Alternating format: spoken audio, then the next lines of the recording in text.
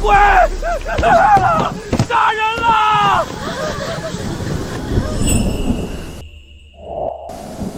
这是哪儿？我不是因公殉职了吗？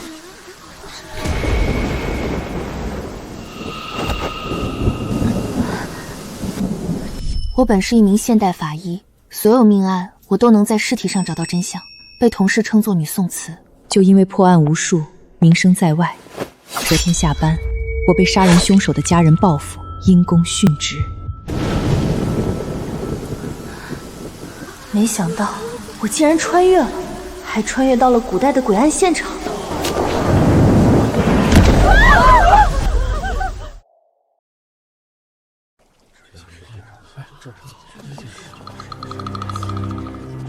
头儿，他叫叶彩棠，是玲玲的邻居，也是玲玲的好朋友，应该最了解玲玲的近况了。我是六扇门捕头夏月，我问你，玲玲最近可有遇见诡异事件，或者撞邪之类的事情？正常的凶杀案，衙门就能处理，但这案子却是六扇门来处理。看来他们也认为是鬼魂杀人。可是这世界上哪有鬼？据我所知，并没有。大人莫非觉得玲玲真的是被鬼魂杀死？你不是亲眼所见吗？虽然现场的确很诡异，但我确定，绝对不是鬼魂杀人。所谓鬼案，不过是有人装神弄鬼罢了。哦，那你说说，那没绑在房梁的绸缎是怎么杀人的？这我暂时不知，但大人若是能让我看一下尸体，或许我会找到线索。不必了，检查尸体是仵作的事，自由我们去做。王头，送他离开吧。大人，我就是仵作，你就让我看一眼尸体吧。这个年代，鬼魂杀人一旦深入人心，就很难改变。不能把希望寄托在六扇门，毕竟林玲是元神最好的朋友，希望能在现场帮他找到一些证据。难道是凶手回来看现场了？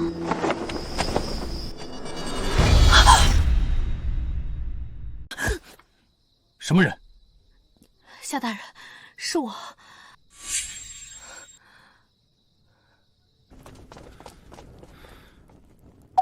你怎么在这里？大人此时来这里，可是勘察现场，我也正打算去看看。你胆子倒是挺大，大晚上的不怕碰到歹人，难道还不怕遇见鬼吗？歹人我是怕的，所以我带了武器。鬼我是不怕的，所谓的鬼魂杀人，不过是有人搞鬼罢了。趁着现在现场还没被破坏，找到线索才最重要。胡闹！办案的事自有六扇门去做。流沙，把他送出去。可恶！没有官方的身份实在太麻烦。大人，你就让我跟着吧，我是仵作，也许能帮到你们的。姑娘，我当差这么久，还没遇见过女仵作。大人这也是担心你的安危，别胡闹了，赶紧走吧。有情况。喂，等等我啊！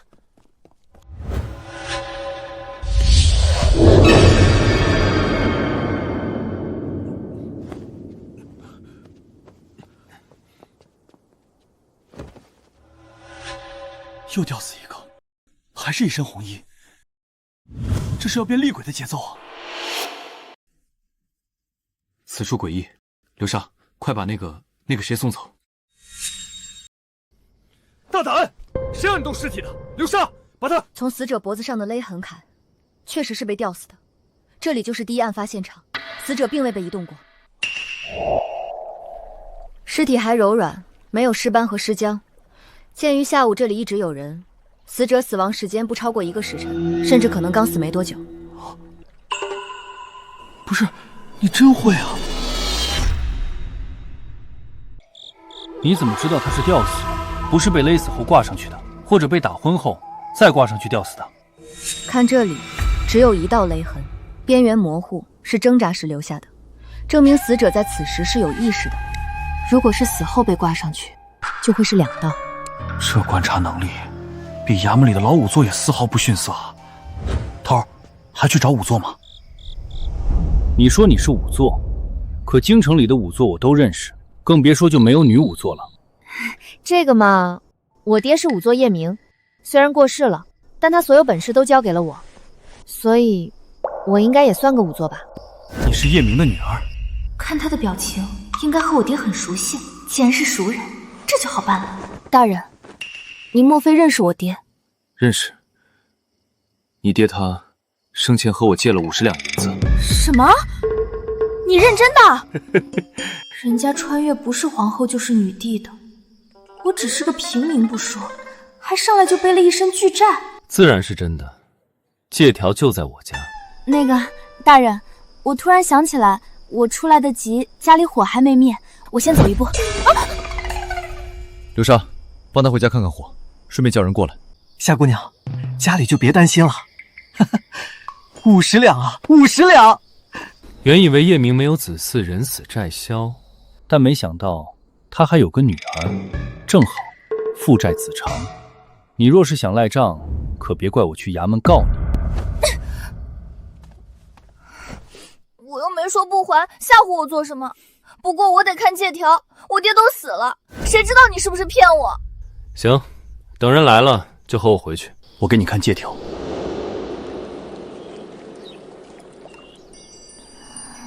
靠着尸体也能睡得这么香，还真是和他爹一样，都是个有趣的人。念在我和叶明认识一场，利息就算了，你只要还本金就行了。我身上没钱，但家里有房子有地，还有些家具。大人若是急，可以先拿去。房子都给我了，你住哪里？欠债还钱，天经地义。我可以去要饭，睡桥洞。夏大人放心吧，每天要到的钱，我就买个馒头，剩下都攒着还债。我也不是这么残暴的人。叶明是我认识最好的仵作，你若得了他的真传，我可以给你在六扇门寻个差事。放心，不会让你白干，包吃包住，每月2两银子工钱，破了案还有赏钱。你省着点花，3、4年应该就能把钱还了。这个年代，又是六扇门这种国家机构，怎么可能找一个女性员工？六扇门真的缺人，缺到了这个地步？不愿意？好吧，我也不强人所难，就送你个碗，你就在附近要吧。若是碰着小流氓什么的，喊一嗓声，我也不会见死不救。流沙啊，去厨房给我拿个破碗来，记住要缺了口的。叶姑娘以后要饭，你们看见照顾着点。嘿嘿，好嘞，我这就去找。叶姑娘，你放心，我们六扇门剩饭剩菜多得很，绝对不会让你饿肚子的。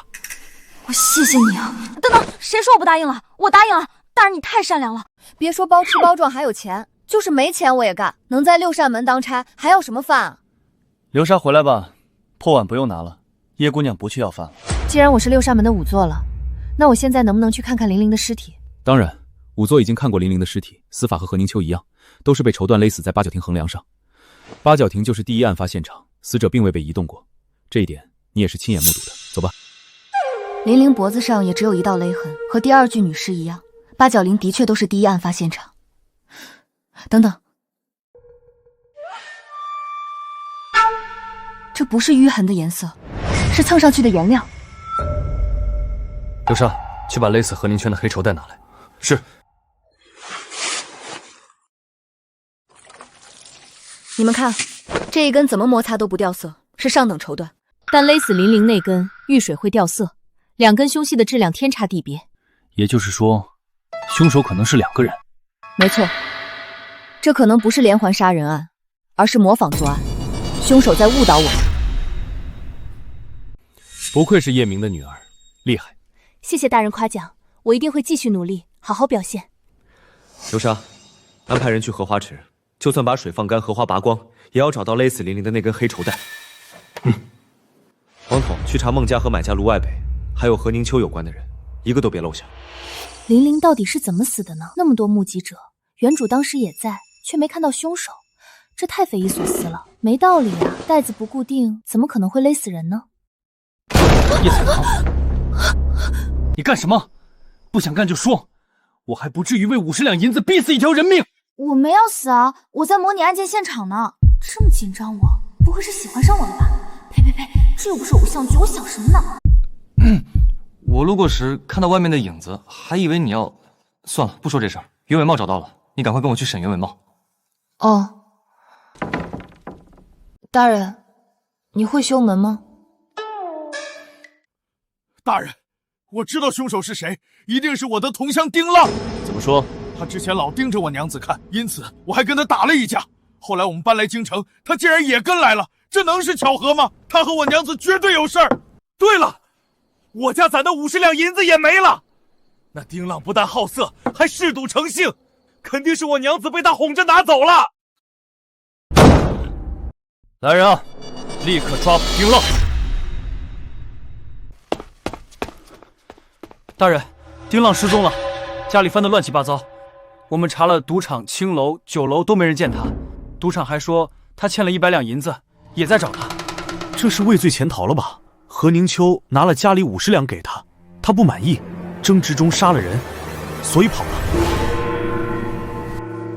你怎么看？虽然丁浪是有动机的，但是无论是丁浪住的地方，还是何宁秋住的地方，离案发地点都太远了。我实在想不出有什么道理，他们会走到那里去。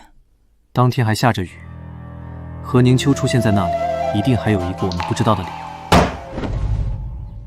走，去丁浪家看看。王统，去买点包子，总不能饿着肚子干活。小叶要什么馅的？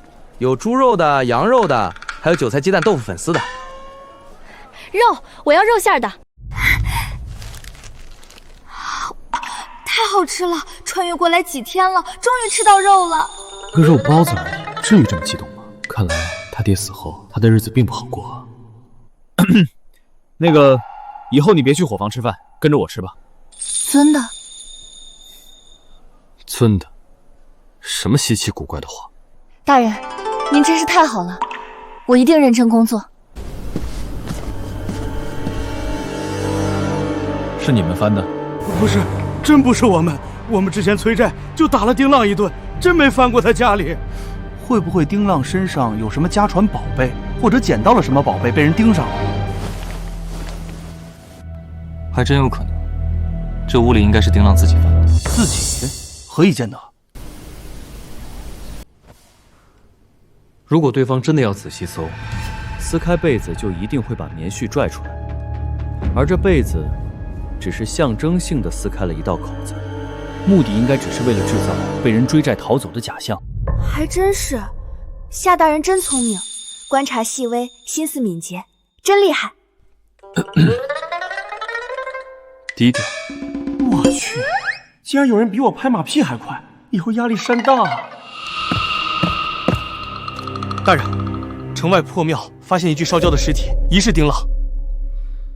立刻叫上和丁浪相熟的人前往认尸。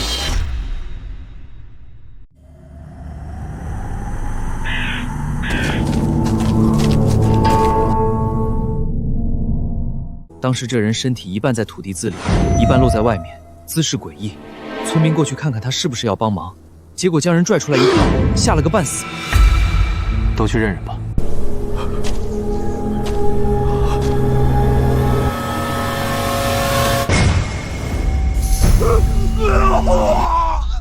认不出，都没脸了，怎么认啊？大人，这别说我们，恐怕就是他亲妈来了又认不出了。不过这衣服我确实见丁浪穿过，一模一样。不要逞强，虽然你学过许多验尸的技巧，但是耳听为虚和见着真人可不一样。这烧死的和吊死的也不一样，尤为恐怖。放心，1个月2两银子呢，为了钱我可以的。正常被烧死的人，尸体都会呈拳斗姿势，鼻腔里会有大量泥土，但是这具尸体没有，说明他是死后才被焚烧的。烧了脸，明显就是不想让人认出来。尸斑按压后略变色，腹部开始变色，皮肤出现水泡，死亡时间在20个时辰以上，也是何宁秋离开家失踪死亡的时间。这就叫专业，小叶厉害了啊！这不算什么。如此恐怖的焦尸，他竟能如此坦然，这胆子，这能力，还真是虎父无犬女。致命伤在这里，枕骨有一处凹陷，被坚硬有棱角的东西砸的，很可能是石头。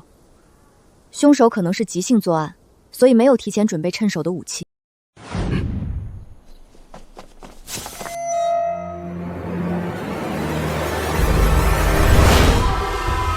大人，他不是丁浪。怎么说？赌场老板说过，他们打过丁浪。按理来说，尸体上应该有淤青，但这尸体上却没有，所以他不是丁浪，而是故意伪装成丁浪。尸体不是丁浪，却穿着丁浪的衣服。这么说，丁浪不是受害者，而是凶手。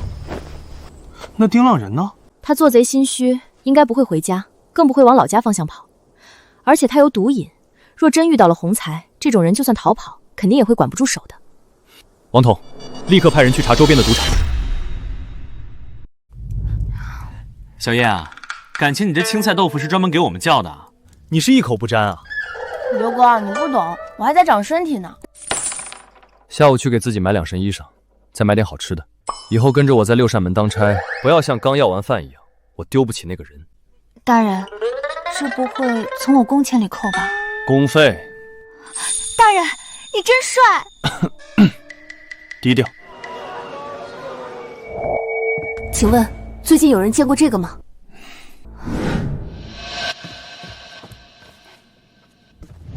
调查了4家成衣铺，还是没有那绸缎的线索。没有交通工具，实在是太不方便了，好累啊！走大路要1个时辰，走小路能省1半。小路上有个乱葬岗，算了，我可是法医，有什么好怕的？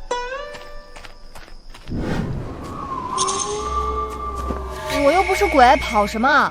一起做个伴儿啊！真的是。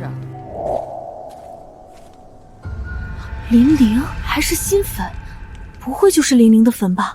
可是林玲的尸体还在6扇门啊，这里难道是她的衣冠冢？林玲，是你吗？这一定不是巧合，得赶紧回去告诉夏月。对了，东西得带回去，省着他们不信。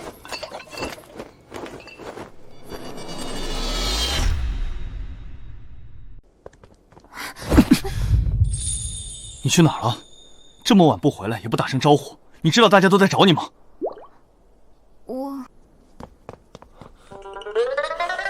小叶，你可算回来了！你要再不回来，大人都要急疯了。哼，关心每一个下属都是应该的。大人啊，大人，你就口是心非吧。我没有乱跑，我去查那条绸带了。不是让你去买2身衣服吗？一个人去查什么？有什么想法不能跟我说一声？就算要去查，你也带2个人。6扇门是没人能跟你去吗？这也没什么危险，所以我就……什么叫没危险？京城虽然看起来安全，但你也不看看这几日死了几个人。你一个小姑娘，又没个功夫，大半夜在外面乱窜，就不怕碰到凶手？大人消消气，小叶这不是回来了吗？人也不是出去玩，是办正事去了，没事就行。他知道错了，下回肯定不敢了。大人别说了，姑娘脸皮薄，不像我们似的随便骂，一会儿哭了，看你怎么哄。哎，这俩人怎么这么让我操心呢？大人，我错了，我以后再也不那么晚出去了。如果有什么事情，一定第一时间汇报，然后再喊2个捕快大哥一起。哼，知错就好，下回注意。还没吃饭吧？给你留了，快去吃吧。大人，你真好。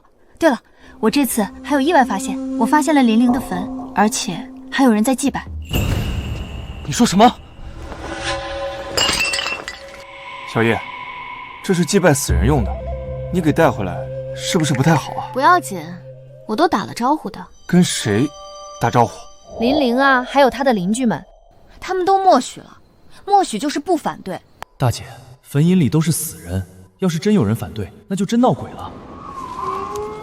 哎呀，没什么的，明日我再带点祭品过去，给他们补上。大家都是明事理的，我们也是为了追求公道，想必他们不会计较太多。好有道理。大人，如果那真是林玲的衣冠冢，那个祭拜的人很可能就是凶手。我们可以从这些祭拜用品下手，没准能找到线索。有道理。刘尚，立刻去户部查查附近所有叫林玲的人有没有刚刚下葬的，如果没有，那就开棺。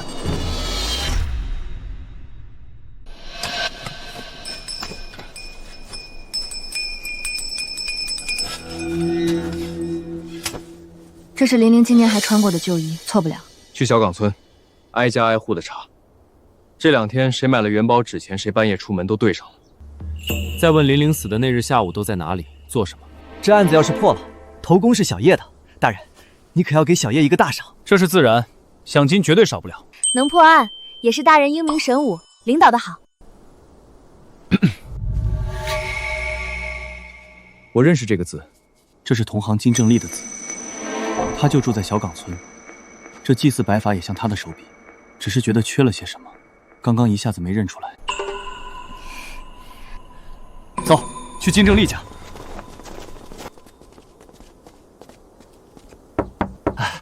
是六扇门的官爷，快请进，快请进。不用了，金正丽，有个问题问你，希望你如实回答。是不是有人让你在乱葬岗给林玲立了一个衣冠冢？不是谁让我做的，是我自己立的。你和玲玲非亲非故，为什么要这么做？姑娘有所不知，那日林玲死后，卢老爷请我去做过法事。我看孟家老宅怨气冲天，就算了算，最能让他不生戾气的地方就是那片乱葬岗。可那地方我哪能劝他母亲把女儿葬在那儿呢？只好偷偷立个衣冠冢。金大师，是这样的，其实呢，我和玲玲是异父异母的亲姐妹。异父异母的亲姐妹？就是这样。而且我这人做事比较极端，刚才路过乱葬岗，我看见那坟，还以为有人把玲玲尸体偷出来了，一时激动把坟挖开了。我不知道您的想法，所以祭品也弄得七零八落的，还要请大师赶忙去修补一下，别坏了你的风水局。好，我去弄。刘哥，你带人陪着金大师去吧，我不敢去。刚才从那儿出来，我就觉得身上凉飕飕的，也不知是不是他在怪我。你会害怕？今天天气真好，谢先生也要出去转转吗？对，是应该出去转转。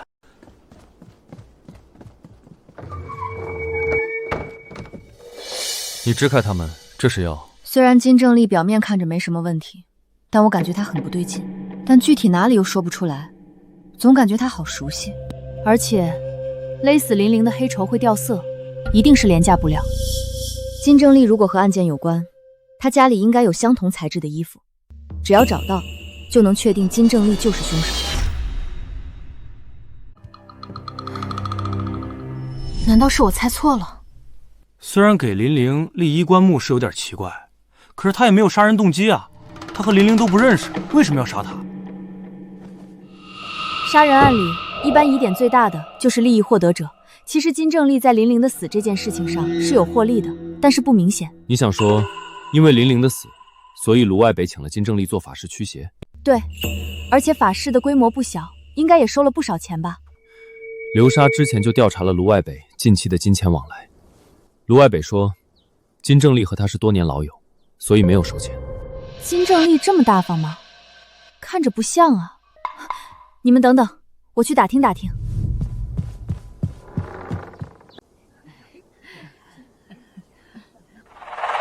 小叶不过是去和人家聊聊天，老大这眼神都要喷火了。难道……我去，大发现！我得和老刘说说。聊什么聊这么久？不用办案了吗？王彤，去，把人叫回来。是，头儿。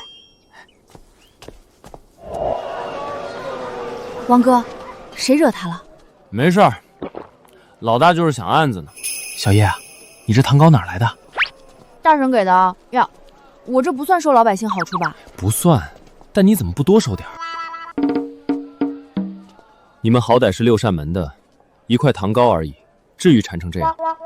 回去了，我让厨房给你们一人做1碗。大人英明。大人你真帅。低调。对了，问了那么久，问出什么了吗？重大发现！村民说金正丽不是大方的人，特别贪财。大人，您说一个特别贪财的人，突然不计回报的做起好事来了，这正常吗？有点意思。走，再去找卢外北问问。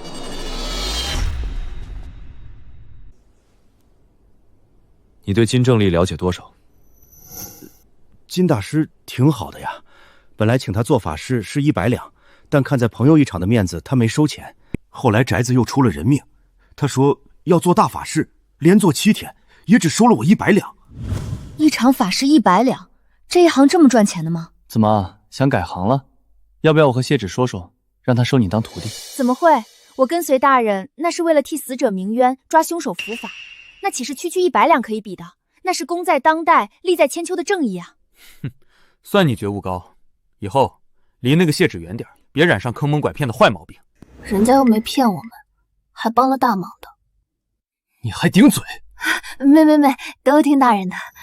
明明是怕小叶被谢芷拐走，还说得这么冠冕堂皇。哎呀，大人不愧是大人，得学。大人要买衣服？不是给我，是给你。上次给了你钱，你一件衣服没买，跑去乱葬岗逛到半夜。你看你这衣服破的，是打算以后在六扇门里兼职要饭吗？大人，你真好。哼，不用感谢我，我这完全是不想丢人。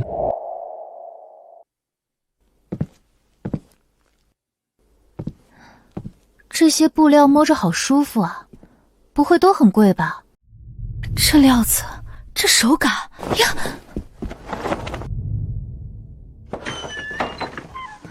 大人，你看这布料，和勒死何宁秋的黑绸带一模一样。你确定？确定，我仔细研究过，绝对不会错。这种布料有袋子的，你们近半年卖过多少？有没有记录？都是什么人买的？有的。我们的衣服都比较贵，一般都是老客户定制，所以都有名单。但是您看，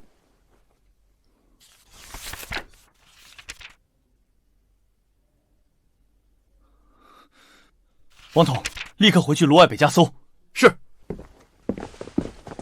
大人，这衣服很贵，我还是换一件便宜的吧。叶彩棠，你真是我的福星，一件衣服算什么？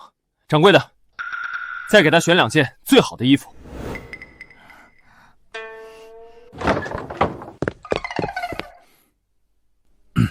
怎么了？急急忙忙的。大人竟然也会不好意思。大人，小叶神了。那丁浪果然没亏待自己，还混在赌场，被我们抓了个正着。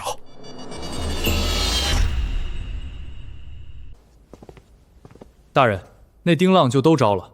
他当时被赌场追债，就想去袁伟茂家里借钱，结果碰巧遇到了何宁秋与人偷情。那他看到是谁和何宁秋偷情了吗？没有，那人跑得快，没看清。他以此要挟和何宁秋要了2000两银子，没想到何宁秋真的给了。后来他害怕被杀人灭口就跑了，结果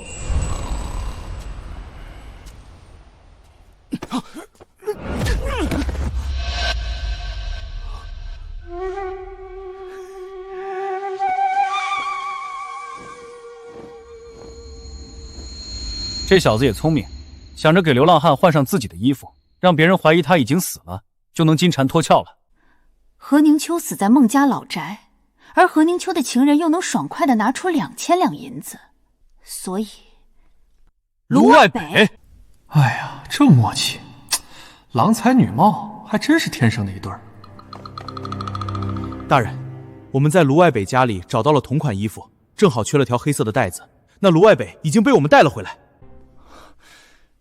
太好了，立刻去审卢外北。我给了何宁州2000两封丁浪的口，可他说要是我再不娶她，就自己去求我夫人。我是实在没办法了，我夫人一旦知道，她会杀了我的。林玲是不是你杀的？不是，我和他无冤无仇，我怎么会杀他？我就是想着，要是何宁秋和林玲死的一样，你们就不会怀疑我的。和小叶说的一模一样，还真是模仿作案。小叶真神了。要是没有小叶，恐怕我们都得被误导了。可不是嘛，我现在是越来越佩服小叶了。老刘，你有没有觉得头儿和小叶？你个呆子，才看出来啊！把人带下去吧。唉，何宁秋的案子是破了，但林玲的案子却也失去了头绪。小叶，你怎么看？大人，您之前说过，之前也发生过类似的案子，能和我说说吗？倒是忘了这事，那是7年前，刘宗宪也曾经出过一起类似的案子，当时吊死鬼杀人了！当时双方至少上百人在场，却没有看到凶手。官府调查了许久，也没有发现任何线索，只能成为悬案，不了了之。我的娘啊！这不就是水鬼杀人吗？难道不是吗？2次都是狂风暴雨的时候，2次都在水边，难道不是水鬼吗？王哥说的也不是没道理。不是你说的所谓鬼案，就是有人装神弄鬼吗？这么快就变了？我觉得水鬼是一个思路，当然我不是说真正的水鬼，我说的是类似水鬼的人。此话怎讲？荷花池荷叶正茂盛，如果有人藏在水下，又是那样的天气和环境，是可以做到不被发现的。你的意思是，当时有人躲在水里，用某种特殊的手段杀了林玲？只是我还是想不通，到底是怎么用丝带隔空杀了林玲的。我想到一个人，如果是什么奇门鬼术，他或许能知晓一二。谁？谢芷的师傅海望天，他精通各种江湖秘技。不过他金盆洗手之后，住在京郊别院，再不见外人，想见他很难。那我们可以去找谢芷帮忙啊！我去找他，正好我还有事儿请谢芷帮忙呢。说到谢芷，他为什么这么高兴？王哥嗓子不舒服。大人，我之前和谢芷聊过，他善弹琴，又和金正丽熟悉，我想请他画一张金正丽的画像，让人带去刘宗县调查，看看金正丽7年前有没有去过刘宗县。呵呵，你好像很了解谢芷啊。大人，这是重点吗？小叶，为什么要查金正丽啊？我仔细回忆了一下，乱坟岗看到的人身形和金正丽很像，直觉告诉我他肯定有问题，而且如果他7年前也曾在刘宗县出现过，就更可疑了。这样啊，行，那还是我去一趟吧。小叶最近也挺辛苦的，还是休息休息吧。我不辛苦啊。哎，你辛苦，你就留在大人身边好好休息，听话。那个王统啊，这事儿你去办吧，办好了，大人重重有赏。多谢大人。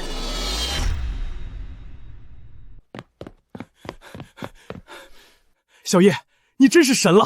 我们查到了，金正丽7年前的确在刘宗县出现过。当时那个女人死后，就是金正丽帮他们做的法事，还收了一大笔钱。这个看似无关的人，难道真是凶手？对了，海望天那里怎么说？海望天说，在江湖上有一种特别的丝线，无色坚韧，十分珍贵，很多行走江湖的人都会用这种线做些绝活。还有这种东西？那么细的线，确定能承受一个人的重量？我试了一下，全力之下根本就拉不断。鱼线，是鱼线，我怎么把它忘了呢？可恶，我竟然忘了鱼线，都怪潜意识觉得古代没有这种东西。鱼线？明白了，全明白了，根本就不是鬼魂杀人，而是有人躲在水里，远程用那种透明的丝线绑在绸缎上杀人。若是白天，丝线反光，可能还会注意到，但2次鬼案都是狂风暴雨，视线模糊，根本不可能看到那么细的线，这才造成了鬼魂杀人的假象。这种线极为珍贵，凶手肯定不舍得丢弃。若是这样，只要我们在金正丽家找到这种线，岂不是就能确定金正丽就是凶手了？大人，抓人吗？金正丽嫌疑虽大，却还缺有力实证。此时将人抓来，他若抵死不认也是无法，而且还会打草惊蛇。一旦东西被他扔了，就再无证据了。大人，不好了，金正丽死了！我去，不会这么巧吧？什么？怎么可能？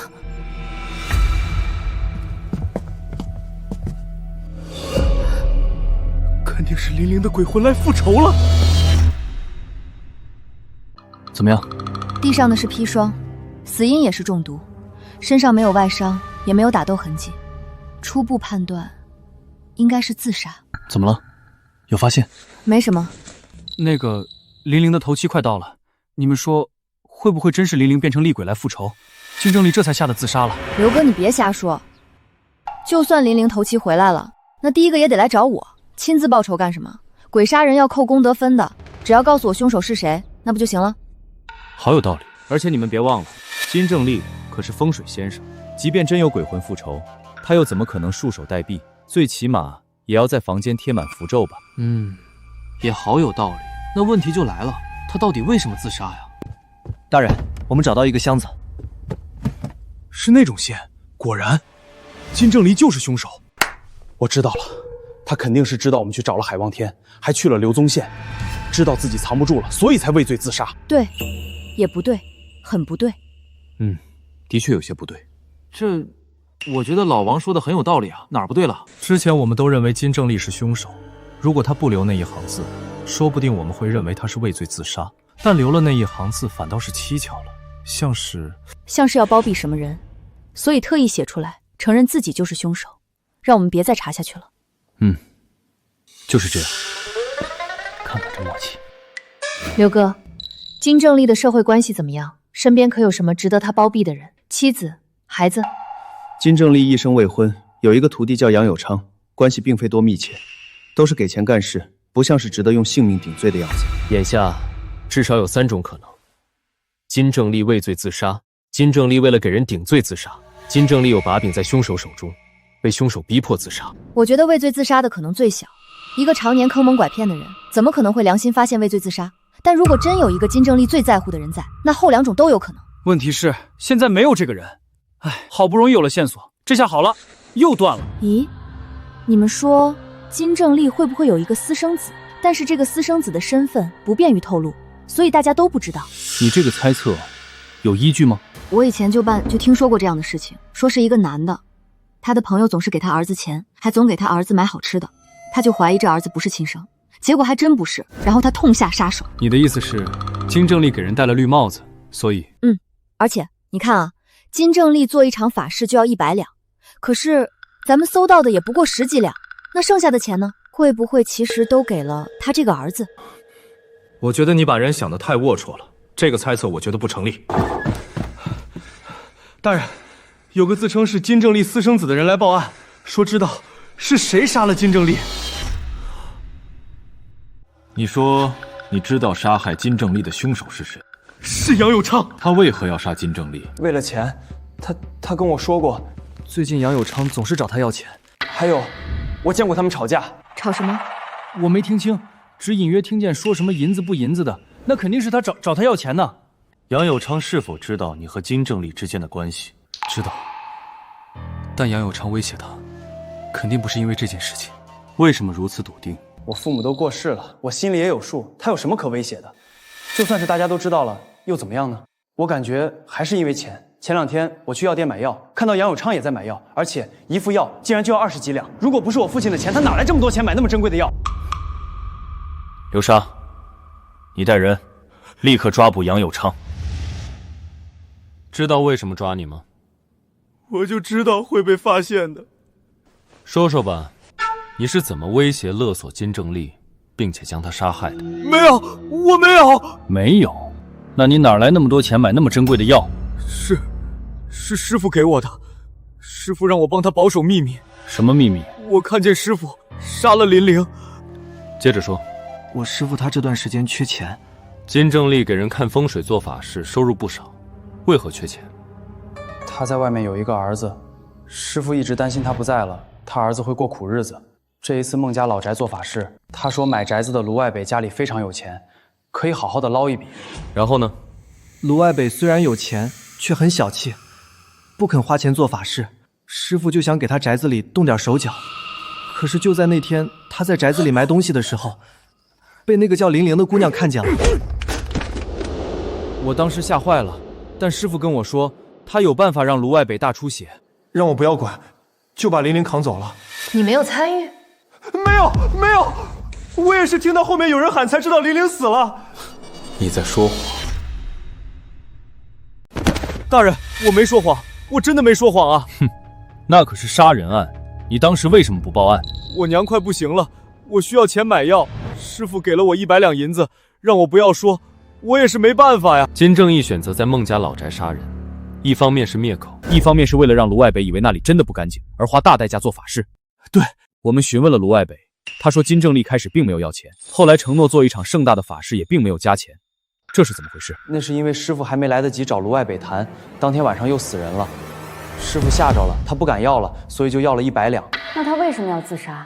因为师傅知道你们已经查到他了，他自杀，可能也是不想连累他儿子吧。你说的大部分都是实话，从金正丽杀人到勒索，到给了你100两银子，但有一点，你说谎了，你才是真正的杀人凶手。大人，你不能凭空冤枉我。我给金正丽验了尸，他手腕上有暗疾，一到阴雨天应该就会疼痛不已。7年前的案子或许是他亲手做的，但他现在已经没有力气将林玲吊死在八角亭上，所以林玲是你杀的，你的力气足够大，也知道金正丽的手段。金正丽是主谋，而你是凶手。金正丽自杀，一方面确实是为了不连累儿子，另一方面更是因为你的威胁。金正丽自杀后，你为了让我们认定金正丽是畏罪自杀，留下了血渍。但你应该没想到，你这是聪明反被聪明误，反倒让我们更加怀疑了。杨永昌，你可认罪？是我杀的，可是我只想赚钱给我母亲买药，我只想让她老人家多活几年啊！我有错吗？身为人子，我错了吗？你有母亲，那林玲就没有母亲吗？你孝顺我，可你想过林玲被勒死时，她有多绝望、多疼吗？你不配为人子，你连做人都不配！这是什么意思？赏钱。赏钱？孟家老宅的案子若不是你，恐怕不会这么轻易结案。我这人一向赏罚分明，既然尽心尽力，自然有赏。大人，我虽然缺钱，但我也不能贪得无厌。你又给我工钱，又给我买吃的，还给我买衣服，又安置了林署，真的太多了，我不能再要了。这有什么？大人，又出人命案了！姚氏银楼的掌柜姚海峰被吓死了。小叶，你应该起早一点。今天林婶的豆腐脑做的真的没话说，加点花生碎、辣椒油、芝麻、小咸菜、香菜，香的我连着吃了2大碗。咸的豆腐脑简直是妖孽，我都不明白那令人作呕的味道是人吃的吗？豆腐脑生来就应该是甜的，哼，甜的豆腐脑才是妖孽，不是毒药。小叶，你给评个理，豆腐脑到底要吃甜的还是咸的？都行，都好吃。我吃甜的也吃咸的，不要加香菜就行。香菜实在是太难吃了，我闻着那味道都想吐。香菜那么好吃，你竟然不喜欢吃香菜？对啊，香菜多好吃啊！香菜怎么会好吃？一股怪味道，那根本不是香味儿，是臭味儿、苦味儿。大人，你说，豆腐脑到底要吃甜的还是咸的？香菜到底香不香？不知道，都没吃过，没兴趣。其实我是个神仙，不吃你们凡人的食物。看不出来，大人还是个傲娇啊。傲娇是什么意思？就是傲慢又骄傲啊。不，是傲慢又撒娇。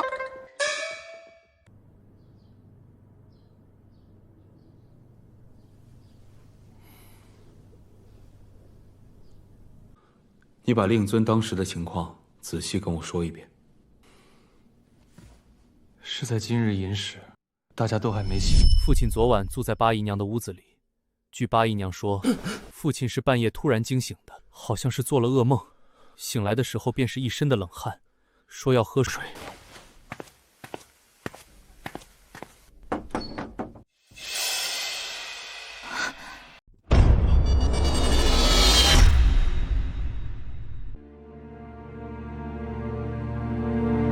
大人请看。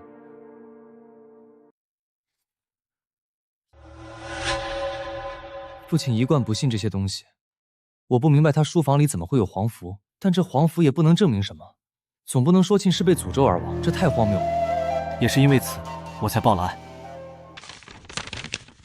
这黄符先放在我这里，我找人看一看。怎么样，有结果吗？身上没有其他伤，若是被吓死，全身血液会涌去心脏，从外表没有明显症状，所以若确定姚老爷是否被吓死，需要抛尸检查。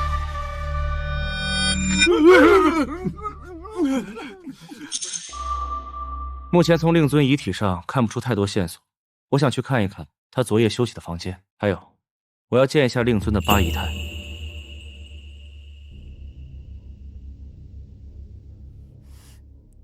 大人，真和我无关啊！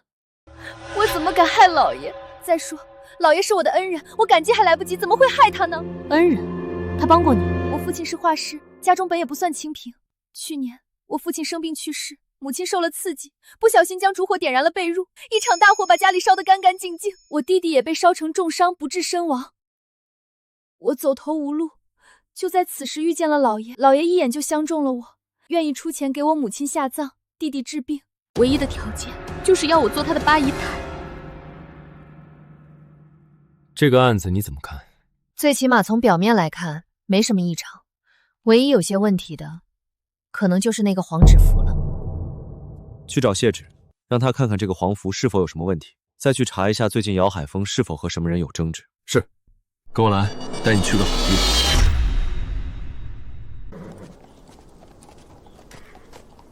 学骑马，以后出门办事会很多，不会骑马太不方便了。这里有马场，虽然不大，给你练练足够了。好呀好呀，我早就想学了。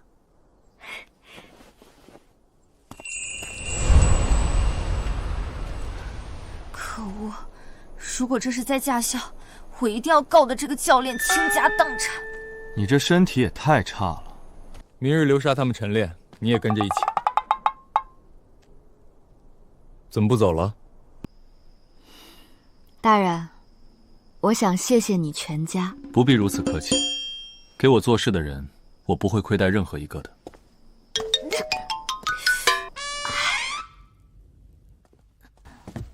小叶这是怎么了？掉沟里去了吗？小叶去学骑术了啊？这要是不说，我还以为小叶去学摔跤呢。挺好看的人，怎么就长了张嘴？谢先生来了，可是那张符纸有了线索。一方面是为了这个符我看过了，确实是有说法的。请说。这确实是非常狠的诅咒符，灵不灵我不知道，但是以前听师傅说过，这个叫做换命符。换命？对，一命换一命。这符上的字不是用普通的朱砂写的，是用朱砂和血，不能是普通的血，要用心头血。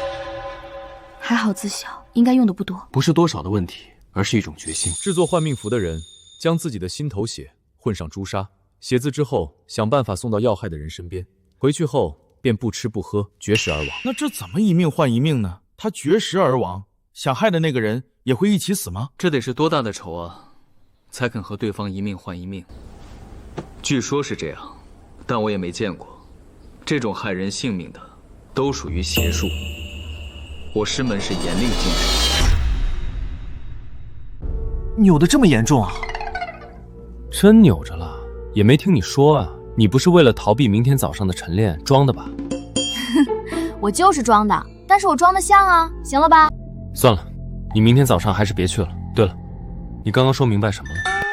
死直男，总算当了回人。虽然不能肯定姚海峰是死于换命符，但至少可以肯定有人要害他，而恰好在这个时间他死了。的确有问题。明日去姚府查一下，有什么人可以进姚海峰的书房，还可能会巫蛊之术。对了，夏大人，师傅托我给你带了一封信。海前辈给我带信。小叶，你别动，我给你按一下。我会推拿柱骨的，技术非常好。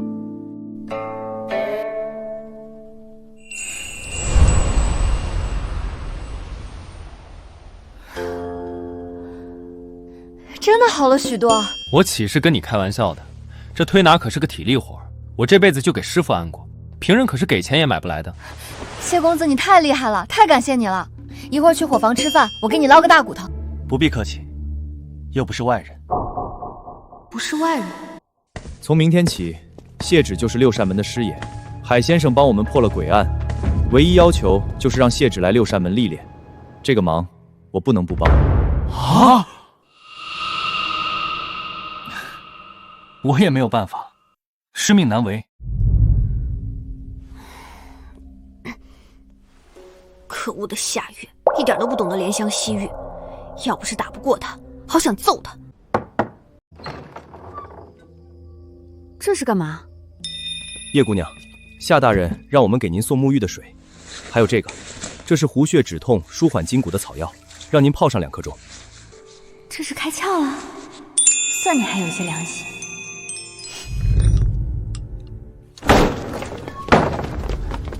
大人，查到了，查到是谁把换命符放到姚海峰书房了。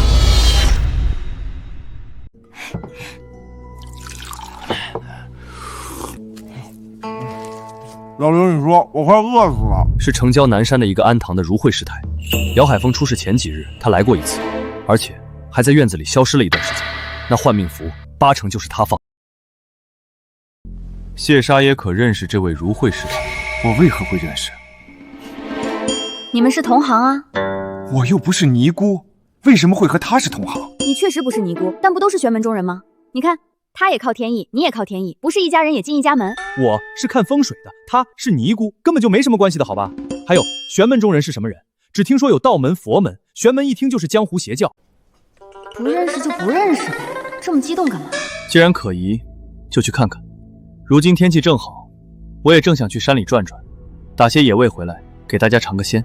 大人，南山还有鹿，我还见过野猪。多打几只野鸡。让林婶做酸辣鸡爪，特别好吃。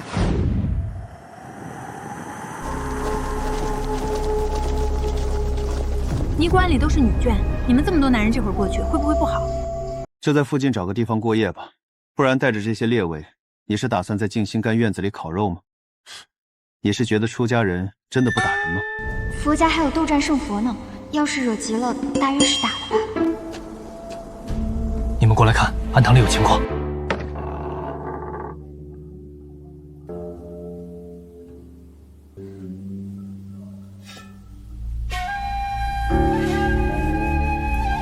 不知是否有人受伤生病？大人，要去帮忙吗？如果是有人生病需要紧急送医，需要拿铲子吗？总不能解释成是害怕路上遇到野兽用来防身的吧？如果是那样，从厨房里拿把砍刀不是更好？流沙、王统，你们跟着去看看，暗中观察，先不要打草惊蛇。是。走，现在庵堂应该无人，我们去看看。谢哥，你会武功吗？会一点，怎么了？没事儿。都是人，谁也没多长一双翅膀，凭什么他们就会飞来飞去？不科学啊！我早晚有一天。早晚有一天什么？没什么，我早晚有一天要解剖一个会武功的，看看你们到底有什么不一样。小叶想学武功，想学武功，这会儿学来不及了，而且你也吃不了那苦。学骑马哭的半个京城都听见了。要是学功夫，一定会有老百姓去六扇门吊一排告你扰民的。大人，我一定会尽快学会骑马的。要是学不会，我就去六扇门口吊一排。你一个人怎么吊一排？再说吊一排就能学会了？虽然学不会，但是全京城都可以看见六扇门是怎么逼死一个老实巴交的小姑娘的。你别冲动，慢慢学，不着急。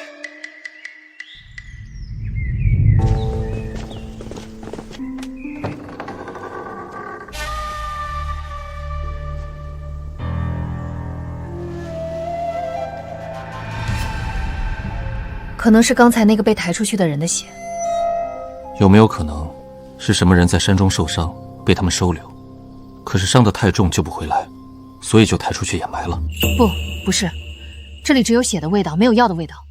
如果有人受伤被救，除非是救回来立刻就死了，要不然的话肯定要救治。先回去，等王统他们回来再说。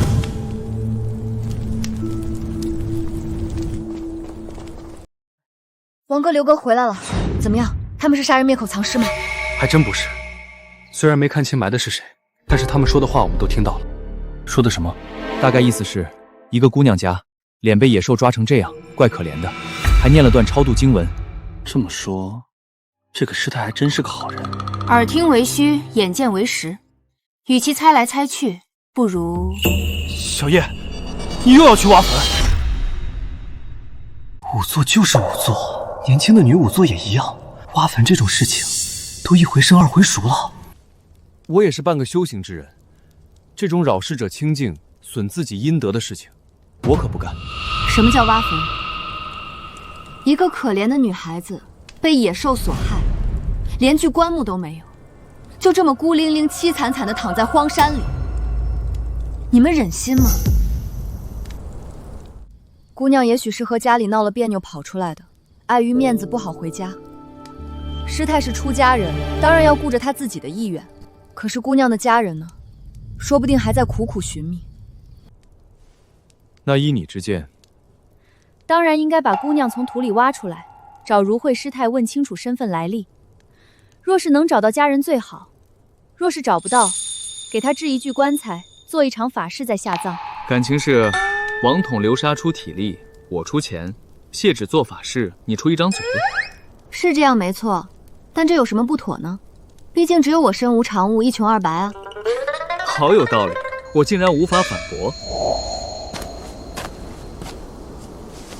从这伤口的角度看，这一刀确实是自己捅了自己，是自伤，而且有重复伤。怎么说？有部分伤口边缘已经开始化脓，但是致命的这一刀是新鲜的，所以我觉得基本可以判断，这个姑娘是自己取得心头血。心头血？这么说，姚海峰的死可能和这个姑娘有关。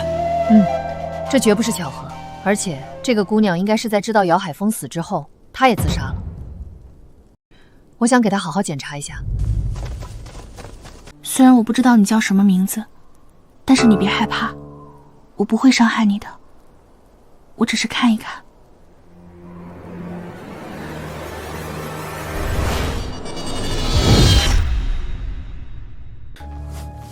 怎么了？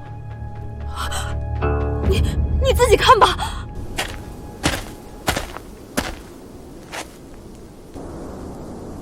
怎么会有如此伤痕？他是否生前被人虐打？这不是鞭子抽打出来的痕迹，像是野兽抓的，还有一些应该是藤蔓刮的。这些伤痕已经全部愈合了。这么重的伤，再看他如此瘦弱，一定没有得到很好的营养。从疤痕的增生情况来看，我推测他受伤的时间至少在2、3个月以上。这个姑娘很可能是跌下山崖，然后受到了野兽的攻击，但是侥幸未死，可是身上的这些伤痕却永久的留下了。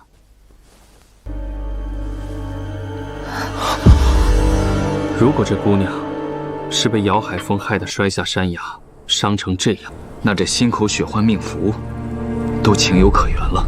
看来我错怪如慧师太了，能够收留这姑娘，还安葬了她，替她超度。如慧师太真的是慈悲高人。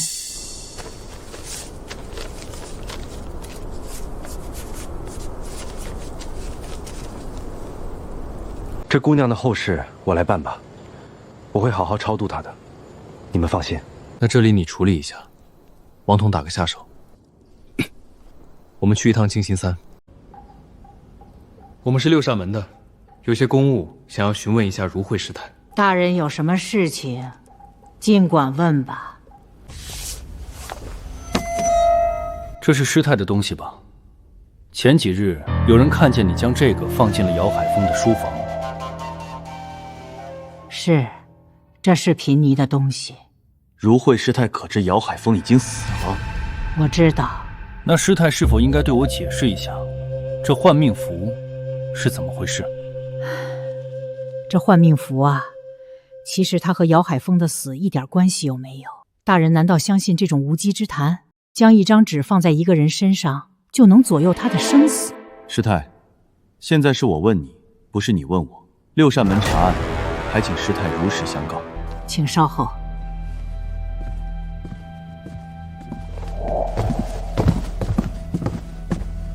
这是我之所以将换命符放在姚海峰的书房，一来是为了成全一个可怜女子临死前的念想，二来我也希望姚海峰受到应有的报应。我佛慈悲，可度一切，但贫尼惭愧，贫尼修为不够，尚做不到冷眼相看修来生，其中原委，且听我细说。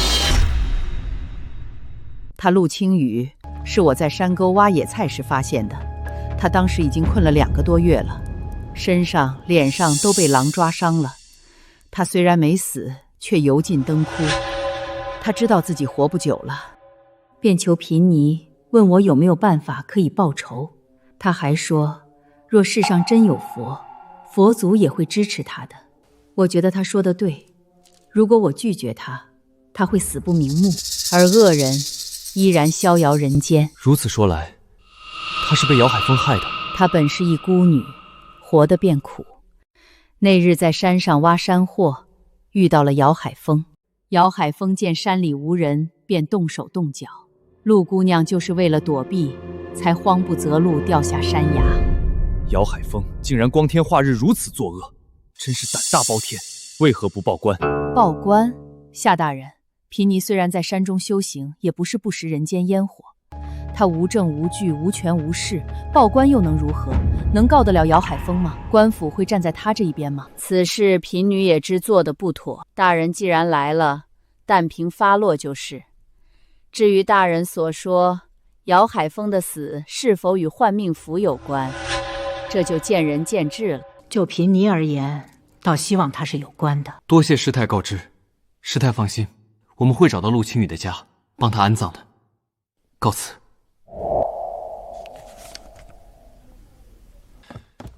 大人，我们在陆青雨家中发现了很多人物画，是同一个人，但很奇怪，都没有脸。我们就打听了一下，你猜怎么着？别卖关子。画上的人叫柳胜阳，据说他经常来找陆青雨。更关键的是，这个柳胜阳是萨佑新的师兄。萨佑新家逢大郡，无奈嫁给姚海峰，陆青雨又是被姚海峰害死的。这个柳胜阳又是萨佑新的师兄，和陆青雨又可能是情侣关系，这难道是巧合？如果很多巧合在一起，或许就不是巧合了。刘莎，立刻去找这个柳胜阳，一定要把他找到。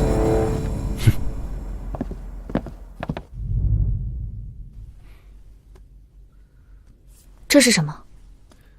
这是37年前的案子，当时在北方理想镇出现了一个仙女。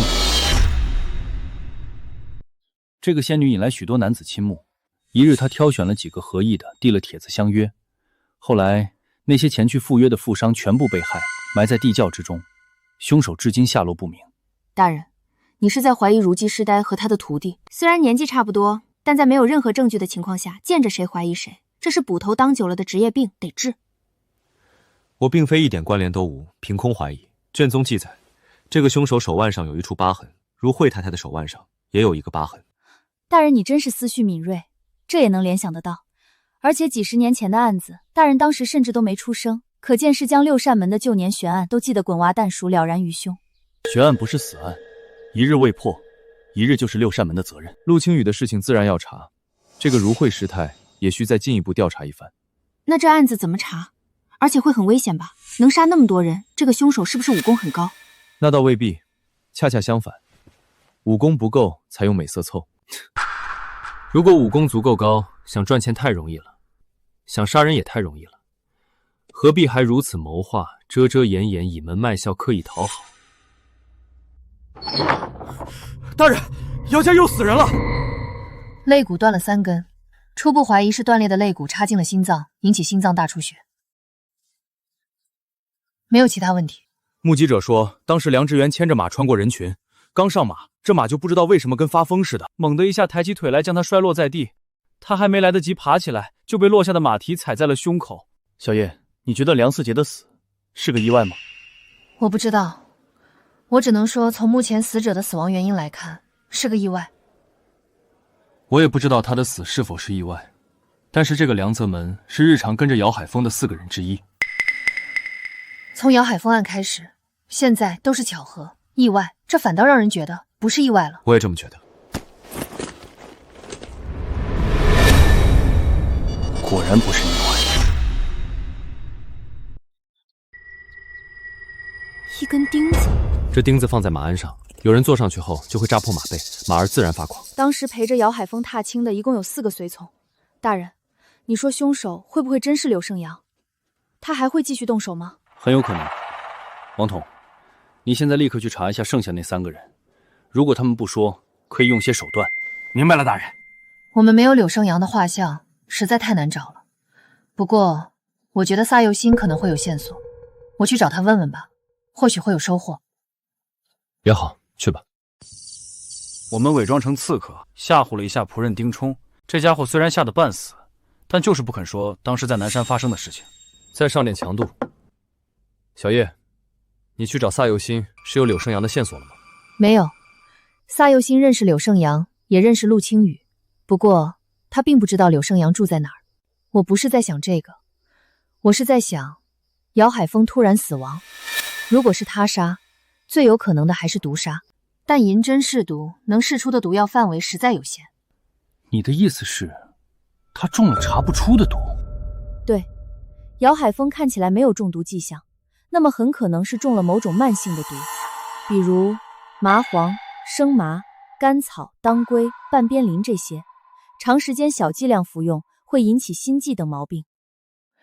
我今天去找萨佑新，还查到他有癸水不调之症，经常会吃药，其中就有当归。这应该就是巧合吧？当归这药，我记着很多药方里都会有吧？六哥，你想想，自从姚海峰的案子发生以后，已经有多少巧合和意外了？所以，你觉得姚海峰其实是萨佑新杀的？只是怀疑。明天我再去找一趟萨佑新。大人，是出什么事了吗？八姨太，你还有什么想说的吗？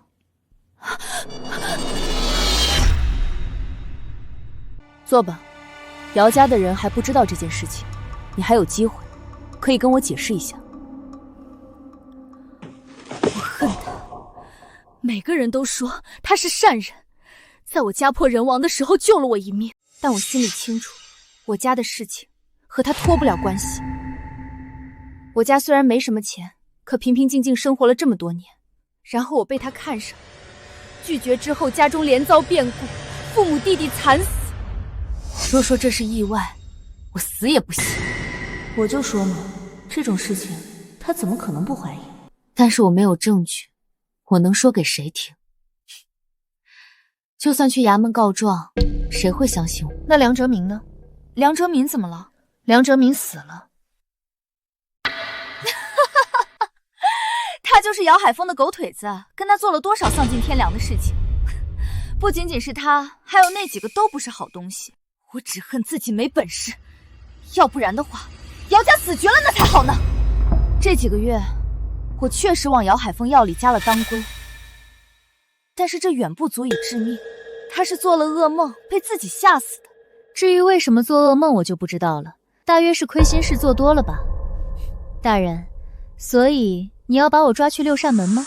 我不抓你，我只是来了解一下情况。不过我会将这些如实禀告给大人。你若是有什么苦衷，有什么想说的，都可以告诉我。能不能请大人帮我将这朵花烧了？多谢。既然你如此恨姚海峰，为何要为他戴白花？虽不算披麻戴孝，也是一种祭奠吧。大概是想让人以为我对他有情，就不会怀疑我吧。大人，出大事了！大人，重大发现！王统先说。偏心！大人，那个凶手真对丁聪下手了。所以丁聪也死了？没有，这家伙早上去吃面，心神不宁打翻了碗，旁边的流浪狗上来舔了2口，当场口吐白沫。凶手是面摊老板？不是，老板在巷子口摆了几10年摊了，不可能是凶手。他说今早有个可怜兮兮的年轻人，说忘带钱没吃饭，问能不能给碗面，愿意帮老板打半天杂换。有没有看清长相？没有，说是戴着遮脸的帽子，没有看清。陆青雨，是老爷害的呀，我们也是没办法，只能听命行事啊。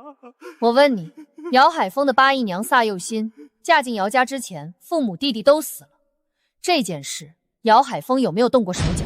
八姨娘家里的事都是梁泽彻负责的，我真不清楚。但是他弟弟萨好其实本来可以不死。怎么说？大夫说虽治不好但能活，只是要花很多钱。但是萨好非常不喜欢老爷，一个劲儿跟八姨娘说老爷是不安好心，所以老爷就……人渣！接着说，还有什么？我都说，姚海峰这些年干的缺德事太多了。大人，这案子怎么办？丁聪3涉辱罪在身，按律当斩。那萨幼欣呢？萨幼欣的所作所为，并没有直接杀死姚海峰。若姚家不追究，本官也可以不追究。大人，你真的是一个体恤民情、善恶分明、有情有义的好官。少说没用的，我还不知道你翻脸比翻书还快。怎么会呢？这会儿办的事儿合你心意，夸我是好大人。一会儿吃饭，林婶给我盛的肉比你多，你都要在心里骂我仗势欺人。大人，我刚才的话还没说完，我总觉得，就算萨幼欣给姚海峰下了毒，姚海峰的死也不全是因为毒。你怀疑什么？大夫说，那种轻微症状必须受到强烈刺激才能引发猝死。半夜3更，刺激从何而来？总不能真是做噩梦吧？萨幼欣选了下毒的方式，为什么不再忍3个月？等姚海峰中毒更深，发作更自然，他就更没嫌疑了。是什么逼他立刻动手？连3个月都不能再忍？大人，你们看这个。你们干嘛呀？我有话说。站住，别动，就站那说。这是我从姚家拿回来的。光天化日，朗朗乾坤，你们躲什么？小叶啊，这都是死人用的东西，你拿来是不是不太好啊？这不是从姚海峰灵堂拿的，是萨幼欣给我的。你们看仔细点，不一样的。确实和姚家旁人戴的不一样，精巧许多，好像在哪里见过。我也有点眼熟，眼熟，太眼熟了。就是见过。看，这是陆青雨画的，一模一样。萨幼欣说戴这花是为了纪念姚海峰，可他恨姚海峰入骨，怎么会纪念他？他纪念的是陆青羽。如今姚海峰死了，他也暴露了，知道在劫难逃，才了却念想。他们关系不错，萨佑新纪念他也是理所应当。可姚海峰死后，萨佑新就被关了起来，他怎么知道陆青羽死了？还有柳胜阳，他去找过陆青羽，但都没找到，应该也不知道陆青羽已经死了。可为什么突然对梁哲明和丁聪下手？去找萨佑新，他一定知道柳胜阳在哪里。他和柳胜阳是商量好的，同时动手。柳胜阳在哪里？柳胜阳是谁？被你爹害死的那个姑娘的心上人。果然，青羽果然死了，果然被姚海峰害死了。你从何处得知陆青羽的死讯？姚海峰有一日回来后心神不宁，第二天我看见他和丁从几人鬼鬼祟祟说话，偷听到的。他们说在南山害了一个姑娘，那姑娘身上带着一副没脸的男人画，我就知道那一定是青羽。所以你一直和柳胜阳有联系，是你告诉他陆青羽死讯的。刘师兄去南山找了10几日，生不见人死不见尘，他整个人都不对了，他要报仇。他打算怎么报仇？我不知道，我最后一次见他，他什么都没说，但我害怕他太着急，做出失去理智的事，所以我想来想去，决定先动手。那你到底是怎么动的手？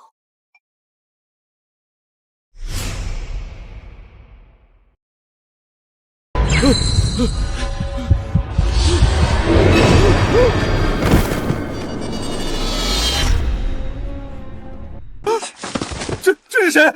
这就是被你爹害死的姑娘。有件事情现在可以告诉你了，陆青羽没有破尸荒野，我们把他带回来下葬了，就在他家旁边的树林里，丧事请师傅办的，一切都安顿好了。谢谢你安葬了青羽，我求求你，救救柳师兄吧，他一定会去杀丁聪他们3个，我不想他出事。柳胜阳现在在哪里？我也不知道。你们怎么联系？之前说好我要找他，只要去杂货货门口放一把伞就行，可后来就联系不上了。我猜他是要杀丁聪他们，不愿连累我。我有一个办法，可以引他现身。柳胜阳和萨佑新一样，知道陆青羽出事了，但没见过尸体。如今有了消息，他一定会来看。就算不来，过几日就宣布尸体无人认领，给陆青羽下葬。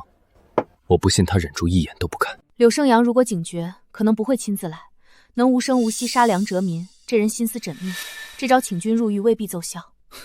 不要紧，六扇门里也派了人，有人上门认尸就扣下。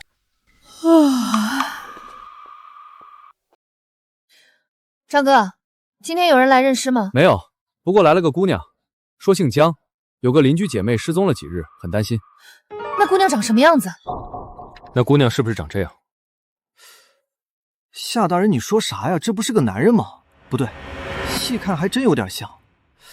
可那是个姑娘，长得很秀气。这柳胜阳简直太狡猾了，竟然男扮女装。唉，可惜了，这次他猜到尸局，肯定不会再上当了。大人，我有个想法，我们何必死磕柳胜阳呢？什么意思？小叶，我知道你同情柳胜阳，觉得姚海峰他们死有余辜，但柳胜阳确实杀人了，不能不管。我知道，但一码归一码，柳胜阳杀梁哲民是一案，姚海峰害陆青羽是一案，萨佑新杀姚海峰又是一案，3个案子，我们可以先把前面2个查清楚的结案。那柳胜阳的案子呢？丁聪几人审完判斩，萨佑新怎么判看姚家意思。这2件事一公布，柳胜阳肯定不坐不住。我们手里有丁聪和萨佑新2个鱼饵，不怕他不出现。有道理，现在的局面像一潭死水，我们得继续把水搅浑。你们讨论完了？那我说说我打听到的。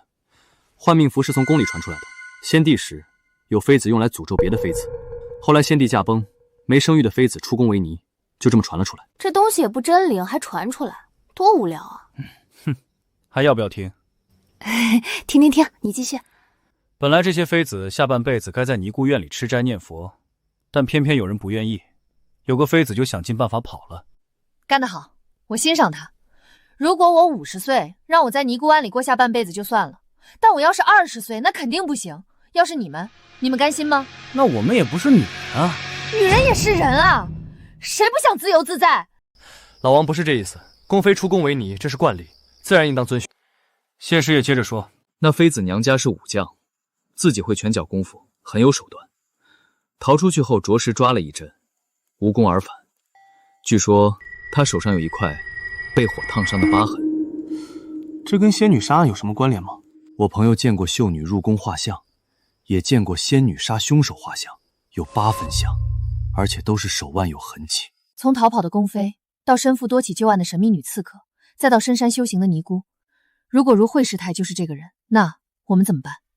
放下屠刀，不等于从前的血债一笔勾销。这事先按住，等手头案子结了再查。姚海峰一案已查明，萨佑新虽曾下毒，但姚海峰的死具有偶然性。因为你们关系特殊，私下将你们叫来，是和解还是追究？有什么想说的，都说说吧。我没什么想说的。我有。八姨娘，我昨夜一夜没睡，想来想去，要和你说对不起。是我爹害了你，害了你弟弟，他死是报应。大人，我代表姚家不追究八姨娘的过失。八姨娘若愿留在姚府，我定当好好安置；若要离开，我奉上一笔钱财，算是姚家的亏欠。我想离开这里，离得远远的，再也不回来。既然两边谈妥，互不追究，萨佑新不可将姚海峰的事情说出去，姚文松也不再追究萨佑新的责任，这案子结了。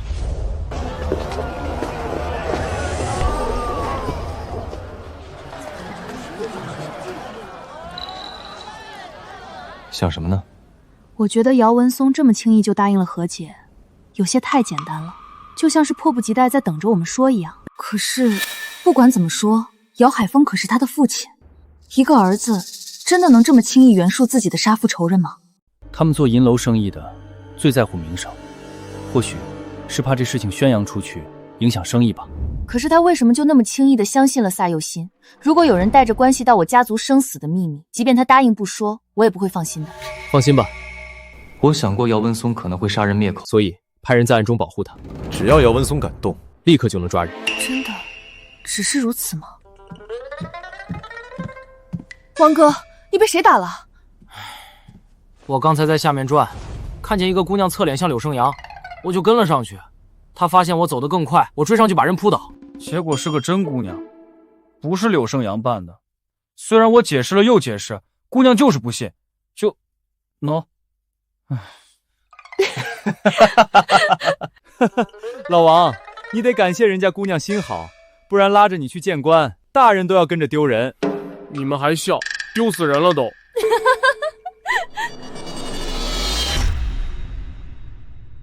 等一下，我们其实都没亲眼见过柳生阳，那有没有可能，其实柳生阳就是女的？不可能吧？他不是萨佑新的师兄吗？和陆青雨又是一对，萨佑新还倾慕他，怎么可能是女人？这世上，男人喜欢女人，女人喜欢男人，男人喜欢男人，女人喜欢女人，都是正常的。还有人男女都喜欢的。你都见过？那倒是没有，不过听过。世上那么多人，形形色色，有什么样的不都正常吗？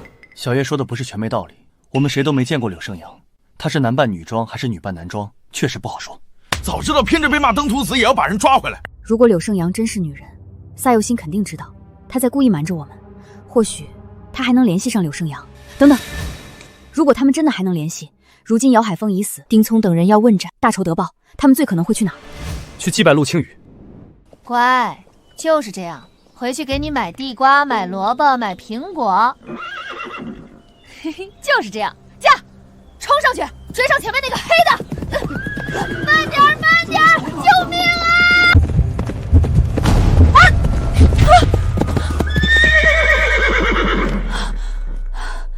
大人，我技术还不错吧？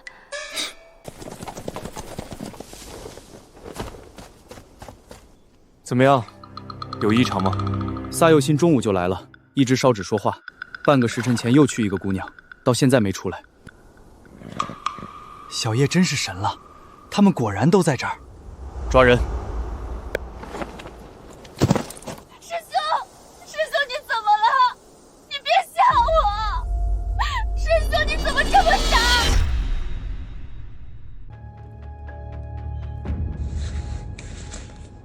是砒霜，已经死了。为什么青雨死友都死了，你只要跑得远远的，没人能抓住你的。赛佑心，你的柳师兄是个姑娘。是，不过这有什么影响呢？我还是喜欢他呀。男人有什么好？粗鲁、傲慢，只会欺负女子。师兄又温柔又体贴又斯文，比臭男人好多了。师兄和青羽互相爱慕，我没什么好说的，我心甘情愿祝福他们。可是青羽不在了，他为什么不能陪着我？叶大人，我能把师兄也葬在这里吗？他们活着不能在一起，死了就让他们在一起吧。可以，但尸体要先带回六扇门验明正身，之后你来认领，再办后事。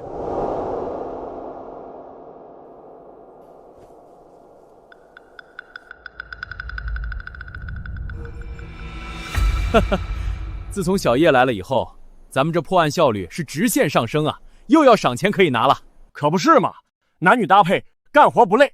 咱们大人的英明神武，加上小叶的聪慧机敏，简直无敌呀！小叶呢？他去给柳生阳验尸了。验尸？这案子不都真相大白了吗？还有什么可验的？接下来，不应该是我的环节了吗？不知道，回来就心不在焉的，非要去验尸。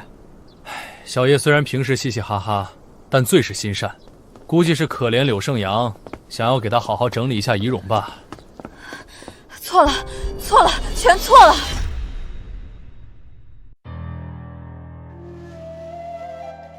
这不就是个普通的祥云图案吗？咦，这应该是化龙寺的祥云。没错，就是化龙寺的祥云。每逢初一、15，香客进香时才会画。梁哲民死那日正是15，柳胜阳应该正在化龙寺烧香。这图案很普通啊，会不会其他人模仿的？化龙寺的金粉彩墨是特制的，别人模仿不来。化龙寺在京郊，起码最快也要4、5个时辰。如果是柳胜阳，当天上午根本赶不回来。没错，所以杀梁德明的根本就不是柳胜阳。我回来时还问过去保护萨佑心的捕快大哥，他说柳胜阳去祭拜的时候什么都没带，那酒菜都是萨佑心带的。所以你觉得是萨佑心杀了柳胜阳？可他为什么要杀柳胜阳？完全没理由啊！也可能是柳胜阳带了砒霜，后来放进酒里的也说不定啊。这2个疑问，我也始终没想明白。我们可以回到案件最初，梁哲民的死，谁动手最方便？姚海峰的死，又是谁获利最多？给马做手脚这事，肯定是姚府的人最方便，比如姚文松。而且姚海峰死了，姚文松就成了新家主。这么看的话，那姚文松也很可疑了。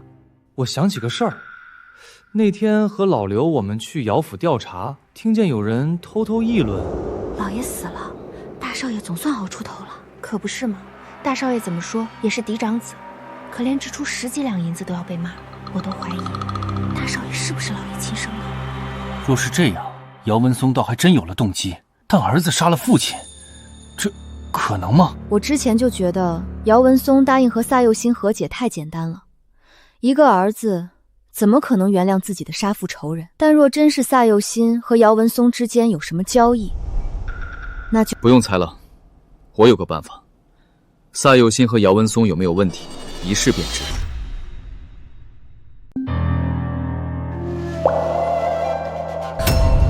谁？我是姚少爷派来的。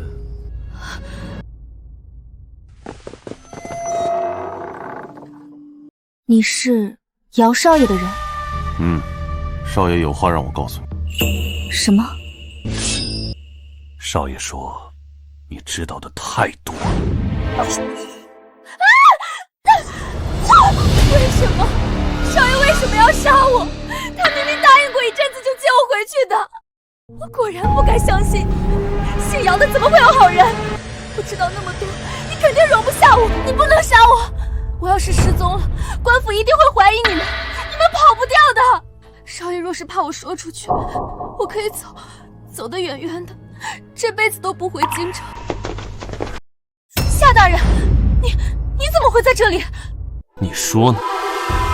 你应该庆幸是我们在这里，要不是我们一直担心姚文松要杀你灭口，也不会抓住他派出来的杀手。我们只是吓唬你说几句话，你以为杀手会这么客气？说吧，把事情原本说出来，说不定还有一线希望。你要明白，自始至终同情你、想要救你的人，其实只有我。我万万没想到，姚文松连我都要杀，但他是连亲爹都能杀的人，杀我又有什么奇怪？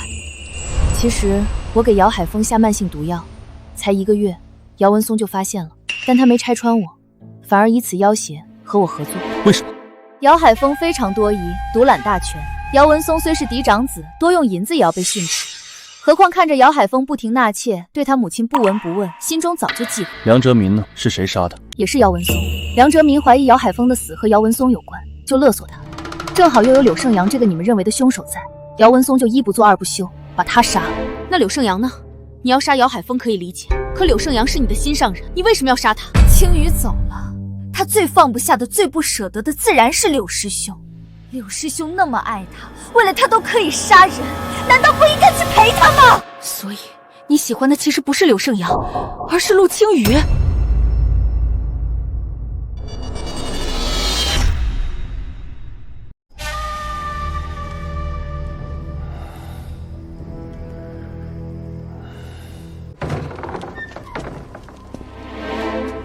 姚少爷，萨佑新什么都招了，跟我走一趟吧。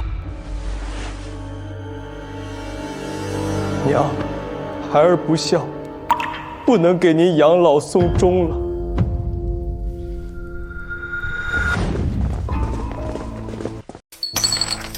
案子破了，这是赏钱，1人5两，放假1天。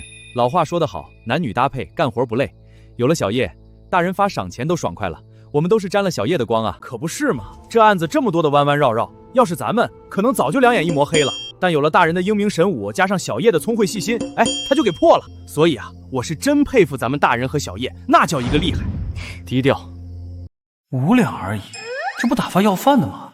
真不知道这些人为什么这么高兴。哎，花了算了。今晚醉太白，我请客。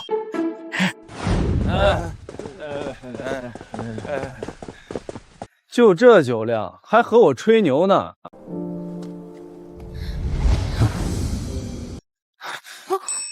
不会喝就少喝点。嘿，我没醉。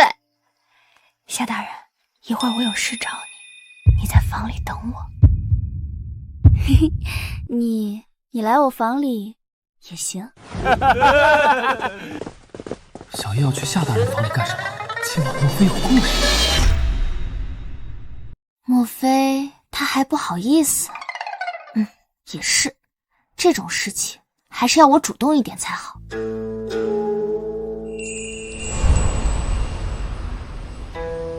把门开着。为什么？你身上那么重酒味儿，想熏死谁？我换过衣服了，没有味道啊。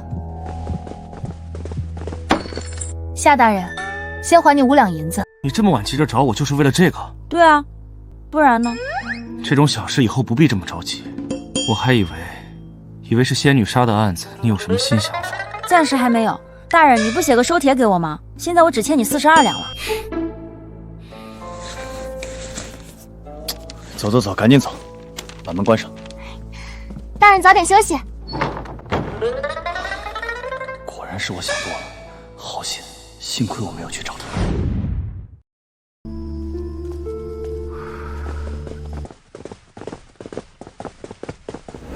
谢哥，你怎么还没休息啊？这么快？我就是去还钱啊，当然快啊。啊，就这？对啊，怎么了？无聊，浪费感情，睡觉。怎么都奇奇怪怪的？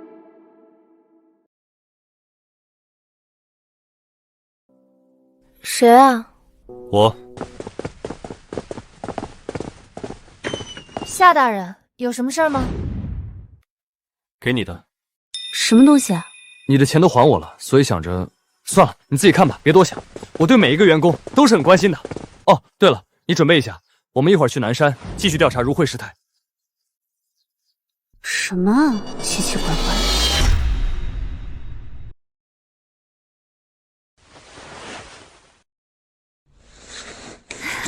知道我没钱，还知道送化妆品，而且看着就不便宜。这个下卧有时候也是很好的嘛。天啊，这都是什么死亡色系？这是完全不懂化妆的男人让胭脂店老板配的冤大头套餐啊！哎，算了，总不能还回去打领导的脸，就当没发生吧。好在现在皮肤白，死亡色系应该勉强也能用吧。大人，就算如惠师太真是仙女杀的凶手，如果她金盆洗手了，咱总不能无限期盯下去吧？暂时我也想不到什么好的办法，时间太久远了，能查的线索早就没有了。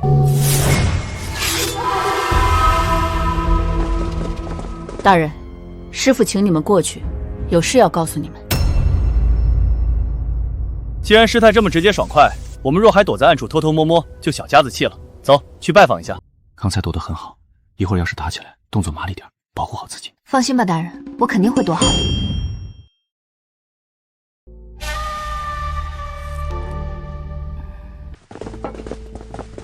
师太有什么话可以直说。我想说的就是夏大人想知道的。万万没想到，我隐居在此这么多年，会暴露在这一个小小的伤疤上。你怎么知道我在找你？从我为陆姑娘用换命符开始，就知道自己躲不久，但没想到这么快。夏大人不愧是六扇门总捕，消息灵通，观察敏锐，心思缜密。不敢当，还是被师太发现了，或者说下官该称呼一声惠妃娘。已经很多年没有听人这么称呼我了，都快忘了自己还有这样一个身份。所以你就是当年从感业寺逃出来的惠妃？是我。那37年前你在何处？李奇镇。当年我一路北逃，到了李奇镇走投无路，一个好心的夫人收留了我，可是没多久她就死了。官府说是疾病，但我知道并不是。她丈夫在外面看上一个女人，又想霸占她带来的嫁妆，一不做二不休，就把她害死。夫人对我有恩，我不能看她枉死，但我不能暴露身份，也不能报官。所以你杀了她？我没有立刻杀她，我杀了她，我也走不了。而且恶心的不仅仅是她一个人。素念当时只有6岁，被赌博的爹卖了。虽然她只有6岁，但她遭遇的是你们都不曾想过的。当时我心中不平，恨死了那些男人。我觉得自己早晚被抓，不如大隐隐于市，把那些不配活着的男人都带走。当年你将他们杀死后，卷走财物，如何躲过重重搜查？大人，丑人想扮美不容易，美人想扮丑，只要不怕脏，还不容易吗？不好，快救人！是砒霜，已经没了。不好，他刚才喝的水里有砒霜。夏大人，若是可以，请将我们师徒就葬在这里。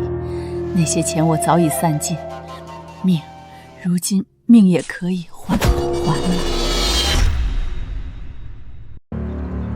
别难过，你和如姬师太做了那么多的好事，下辈子一定能过得很好，会有各种各样好吃的，漂漂亮亮的花裙子，还有很多好玩的。对了，我告诉你一个地方。你在跟谁说话？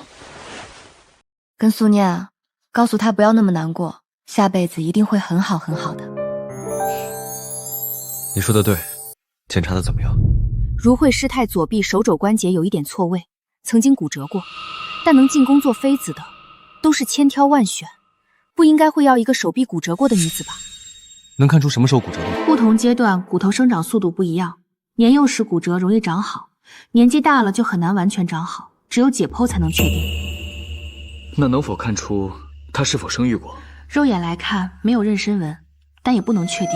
有些人就是不容易留痕迹，但如果解剖，可以从宫口形状判断是否生育过和大概生育年龄。仵作都对解剖情有独钟吗？大人，您是在怀疑如姬师太不是惠妃吗？这可是一桩37年的悬案，总感觉有些太顺利了。惠妃很年轻就进宫了，并未生育过，虽然逃出来以后可能生了，但还是想搞清楚。你怎么看？我不知道，但大人身为六扇门总捕头，您怀疑肯定是有道理的。好，那就解剖。你需要谁帮忙吗？随便都可以，只要帮我记录一下就好。好，我这就去给你找人。需要解剖尸体。解剖？不好，我感觉死去的记忆正在攻击我。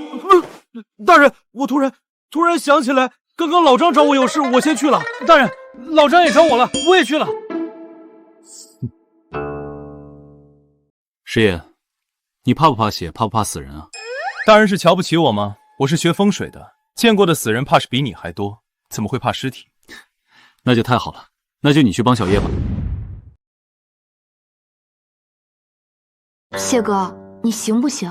小叶，哥告诉你，千万不要问男人行不行，这是侮辱，知道吗？抱歉，我不是这个意思，就是担心会吓到你。吓到我？小叶，你是忘了哥是干什么的了？赶紧开始吧，林婶今天炖猪蹄，我还等着吃呢。好，那我开始。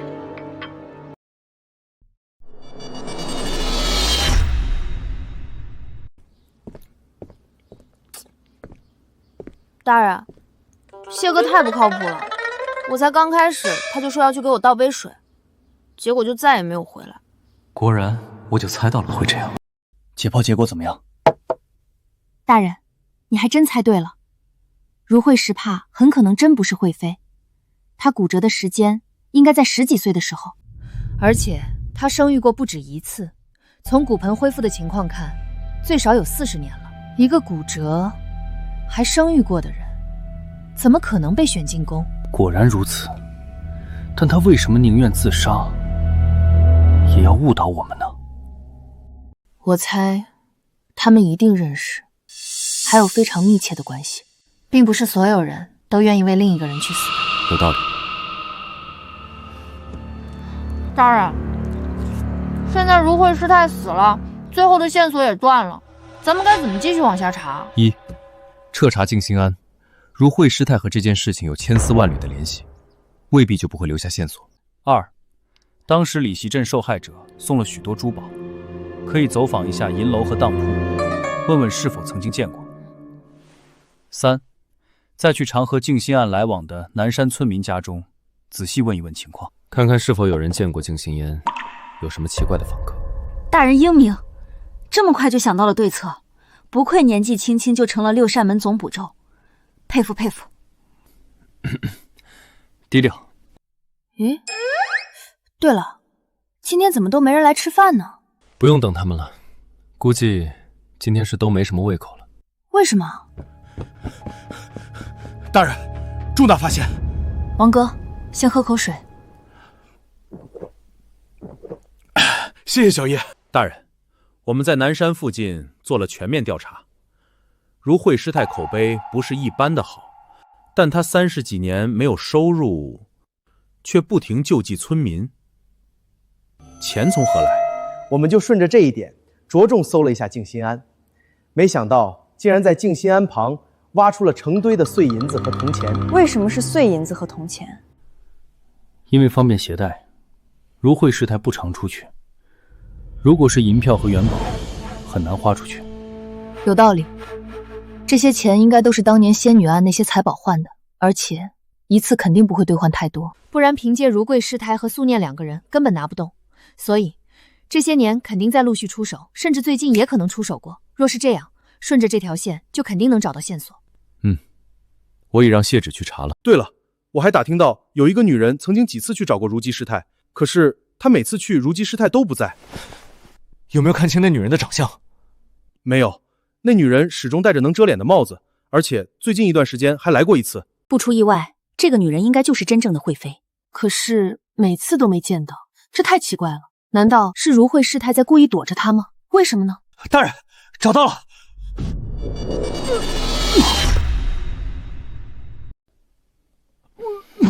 谢哥，你即便讨厌我，也不用表现得这么夸张吧？不是，我不是这个意思，我就是看到你就想起昨天。过2天就好了，对不住。谢芷，找到什么了？大人，找到2颗猫眼石，就是当年仙女案中的一件珍宝，是一个叫程耳的小混混，前段时间出手。程耳在哪？我打听了一下，这时间应该在青楼。王统，立刻去抓人。是。你去干什么？抓人啊！我去给王哥帮忙。帮忙？你去给加油助威吗？也不是不行。你是想去见识青楼吧？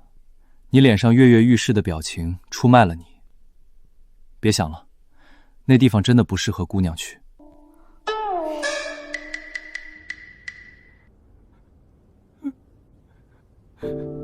大人冤枉啊！那2个石头不是我的，是我偷的。从哪儿偷的？就我家后面一户，姓王，叫王熙。那天晚上我回家，看见他门掩着，我想去提醒他关门。我刚走到门口，看见院子里有人。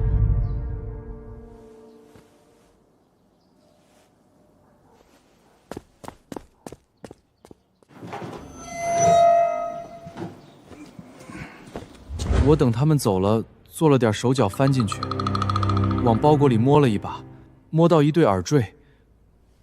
然后王熙回来了，我就跑了。还有呢？还是王熙。我钱花完了，又去他家转了转，找到一个翡翠镯子。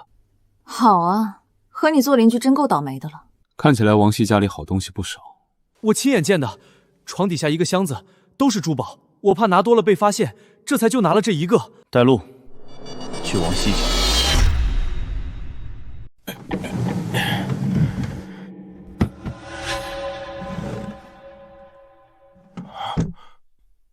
大人，看来王熙已经跑了。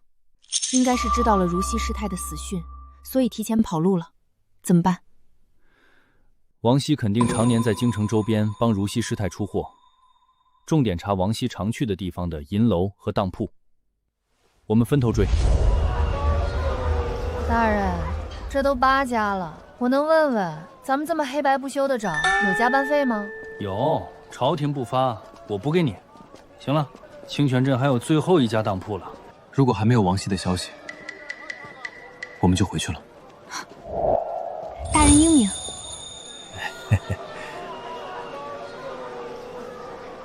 大人，你吃过不放山楂的糖葫芦吗？不放山楂，那放什么？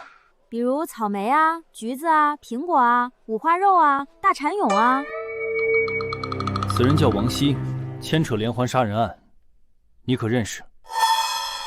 大人，这人今天白天刚刚来过。你确定？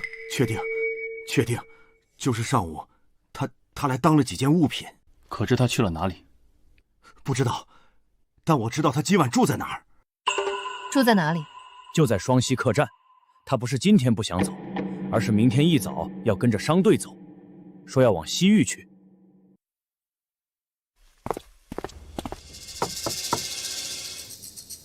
大人，就是这间了。他们3人进去很久了，一直没有出来。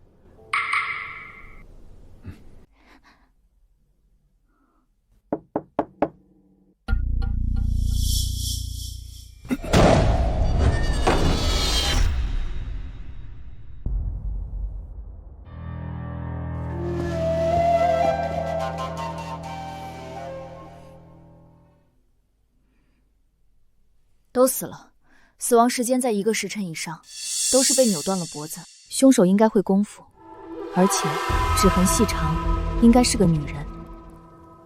可恶，又晚了一步。你今天下午可看见一个女子出入这个房间？有，他还问了我，这个房间住的是不是一家3口呢？长什么样子？什么口音？什么年纪？我不知道啊。他戴着帽子，那种整个把脸都遮着的帽子，帽子边上垂着纱，脸全罩住了。那口音呢？行刑呢？这么高吧，不胖不瘦，感觉非常普通，就是那种丢在大街上就找不到的普通人。声音总能听出年纪吧？低沉还是清亮？冷漠还是温和？温柔，而且年龄应该不大。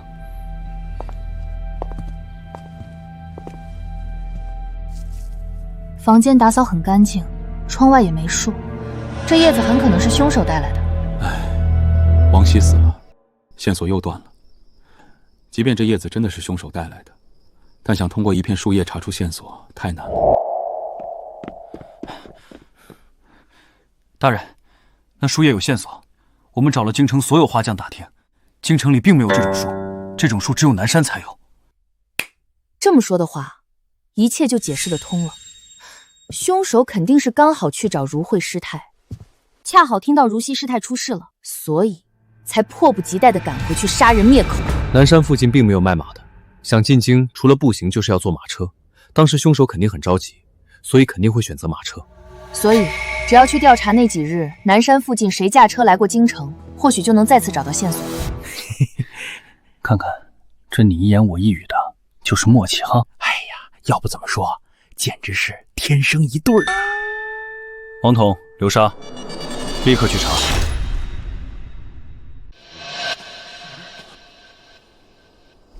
大人，这也太巧了吧！我们刚要查这些车夫，这人就出事故死了，哪有这么巧的事儿啊？绝对不是巧合。小叶，检查的怎么样？不是意外，是被人扭断脖子的。车当时的确翻了，但人摔出去并不致命，是后来被人扭断了脖子。这是什么？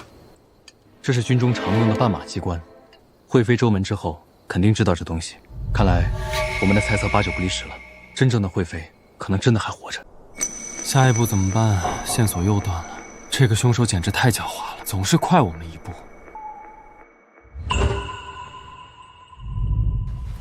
最近用了夏贝送的护肤品，皮肤竟然好了点，这才像个28年华的小姑娘呢。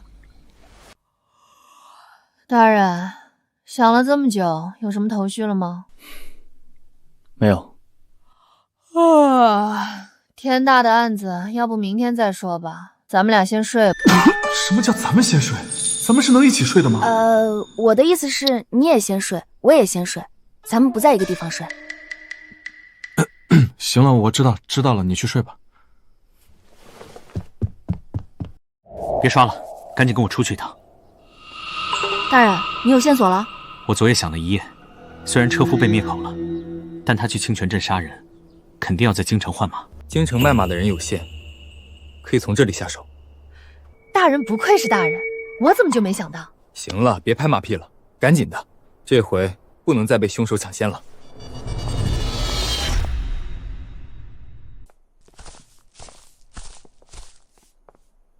老詹，今天生意怎么样？还行，夏大人，哪阵风把您吹来了？找你打听个事儿。前几天有没有一个女人来买马，很爽快，付了钱就走，一点都不讨价还价那种？有啊。那还记不记得她长什么样？当然，这才2天，我记性再差也不至于记不住。她没戴帽子。戴了呀，姑娘怎么知道的？我猜的。那你是怎么看见她的脸的？你有所不知，老三卖马讲究缘分。不光有钱，还得马喜欢你，必须脸对脸让马看一眼，你看上马，马也看上你，才能卖。还真是个好习惯。可是，那人为什么冒险摘下帽子呢？这个简单，这里距离王熙家最近，他发现王熙不见了以后，肯定很着急，为了赶时间，这才来了最近的马市，冒险摘下了帽子。有道理。可是他为什么没对老詹下杀手呢？这里是闹市，不是那么好动手的。当然，也可能是还没来得及吧。老张，走，跟我去6扇门，把看见的人画起来。要是人没错，你就立大功了。你们有没有觉得这个女人有些眼熟？是很眼熟，可是在哪儿见过呢？我想起来了，那天我们去王熙家找王熙时就见过她。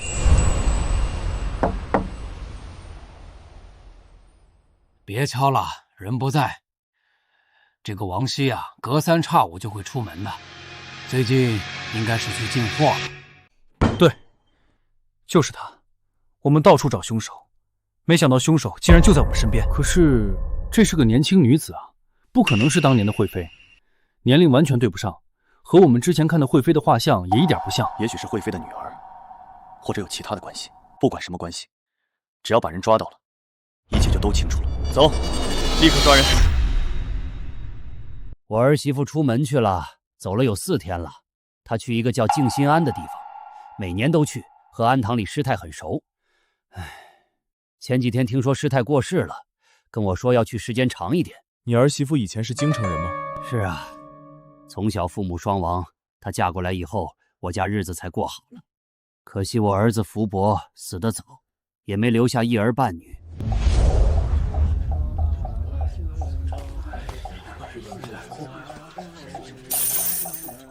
哇塞，要饭原来这么赚钱的吗？下有我。怎么，后悔加入六扇门没有去要饭了？这家伙真会读心术吗？怎么可能？跟着大人，那做的可是匡扶正义的有意义的大事儿，岂能是钱才能衡量的？那个大人，这是我自己要的，能留着吗？留着。大人英明。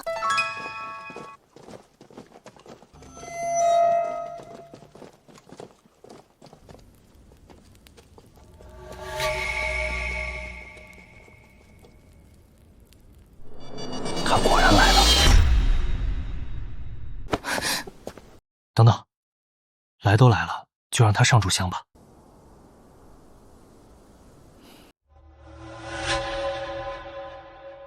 束手就擒吧，你跑不掉了。我们也不想在如慧师太灵前做扰她清静的事，所以才由得你烧完香再动手。你们是六扇门的人，这是你们设的局，不然怎么能引你出来呢？真是没想到，你们连死人都要利用。不，你想到了，但因为这是如慧师太的告别，所以你必须来。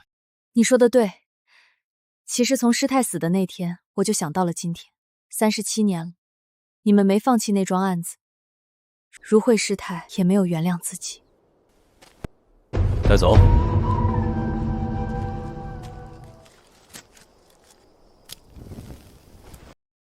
没想到37年前一别，我们真的再没有见过。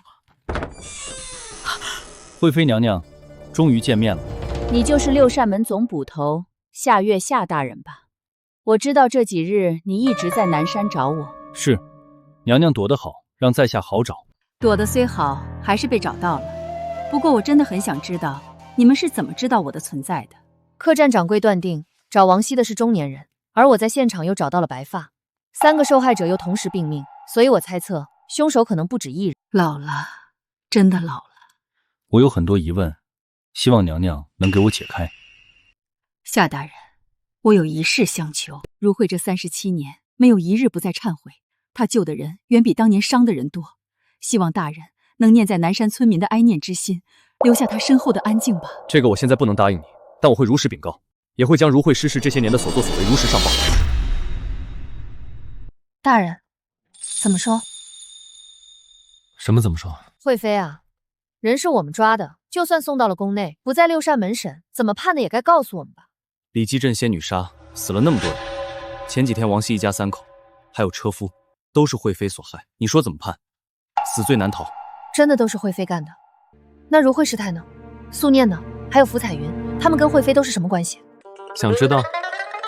请我吃顿饭吧。昨天你要了不少钱吧？按理要上交，要是请我吃饭，我就睁只眼闭只眼算了。吃什么都可以。都行。老板，2碗阳春面，再来一个茶叶蛋。蛋给谁的？当然是给大人的。你不吃？我不吃，我回去吃。仙女杀的命案确实是惠妃做的。快说快说！她本有机会离开皇宫，可家中怕事不敢出头，她心中怨恨，从尼姑庵出逃。一方面是不要被禁锢，另一方面也存了报复家中的意思。惠妃逃出去后东躲西藏，一直到李启镇被于香怡收留。于香怡就是如慧师太，之前如慧临死前说的那些。什么意思啊？惠妃在于家住了一段时间后，于家出了事，于香怡的丈夫赌博输了钱，把于香怡和她女儿都卖给了青楼。畜生，这还是人吗？惠妃自然不能看着恩人受难去救人，但去的时候，于香怡母女已受了些罪。惠妃将人救出后，实在咽不下这口气，就设了仙女杀的局，把当时参与的人都骗到郊外杀死。大人，我能说杀得好？于香怡认为惠妃是为她杀人，心中无比愧疚，便要替她揽下这事。他们年纪相仿，长得也有3分像。于香怡在手上一模一样弄出伤痕，告诉惠妃：“你是替我杀的人，以后我就是你。”然后如慧师太就来了南山。于香怡在南山住下了，用如慧师太的名字行善积福。素念就是她的女儿，她铁了心不见惠妃，所以惠妃来了几次都没见她。那福彩云呢？福彩云是惠妃收养的孤女，从小教她武艺，她也学到了惠妃一样的狠戾性格。如慧为保护惠妃自杀，惠妃不知内情，怀疑一直替如慧换钱的王熙因财杀人。正好王熙跑了，惠妃更确定自己猜测，去杀了王熙。那个福彩云很讲义气，知道惠妃一定会去拜祭如慧，所以先一步来了，希望能引开我们注意力，只是没成功。大人，如果有一天我被大官看中，要逼良为娼，我抵死不从，他又是你上司命令你抓我，你会助纣为虐，为虎作伥吗？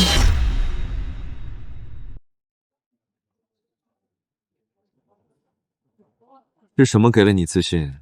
今天抹的桃粉色腮红吗？你就说嘛，我特别好奇。放心吧，要是我的上司真有吓成那样的一天，我一定带你去浪迹天涯。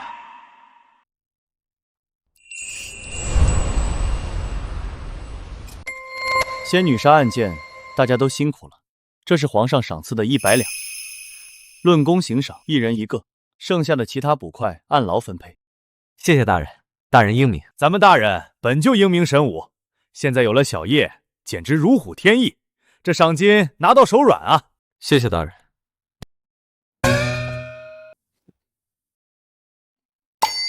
10两银子的收据，没错吧？没错是没错，可我本来还想抱着小元宝睡一觉再还呢。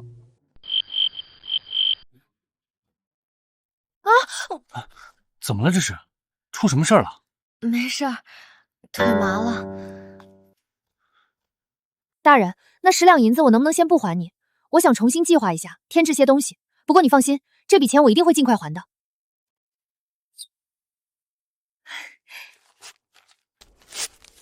谢谢大人。大人，你早上练功啊？我能看看吗？看看，我是卖艺的吗？我不会给钱的，不给钱就不算买。好，漂亮！大人太帅了，翻一个，再翻一个。大人，你的剑舞的太好了，累了吧？看你流了那么多汗，快擦擦。谢谢你夸我，夸得很好，以后不要再夸了。虽然刚才在舞剑，但总觉得是在耍猴。我自己就是那只猴，以后练剑一定要把叶彩棠赶出去，太分心了。大人，不好了，又有命案了！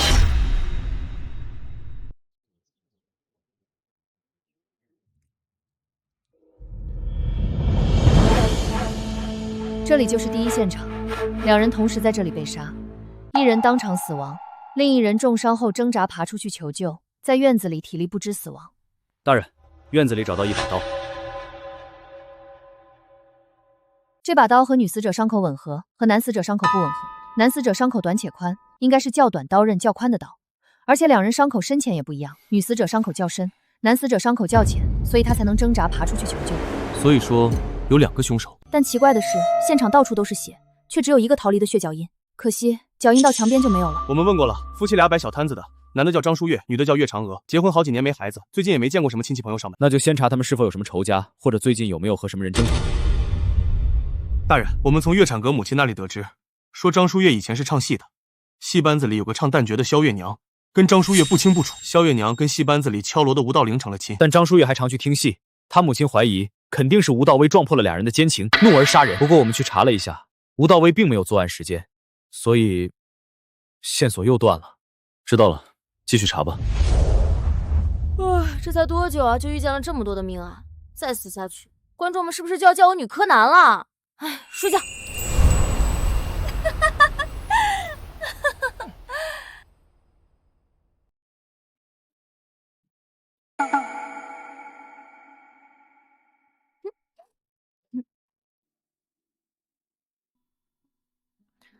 大人，您找我啊？换身衣服，带你去见见世面。见世面？见世面还要换男装？我们要去青楼吗？是不是查到张书月在外面生活不检点？不过现在是不是有点早？青楼开门了吗？你就那么想去青楼？一个姑娘家，怎么对那种地方那么感兴趣？那不是好奇吗？大人去过吗？自然去过，不过我是办案，进去调查情况，不是去玩乐。大人，咱们为什么突然要去青楼啊？岳嫦娥有个老相好叫苏青，她告诉我，张书月有个同乡叫涂继仁，2人非常要好，但在过年的时候，2人却突然大打出手。原因呢？应该也是张书月怀疑2人有一腿，涂继仁在望春乡当打手，那日鼻青脸肿回来抱怨，恰好被望春乡的姑娘听到，又告诉了苏青。这个岳长河生活还真是多姿多彩。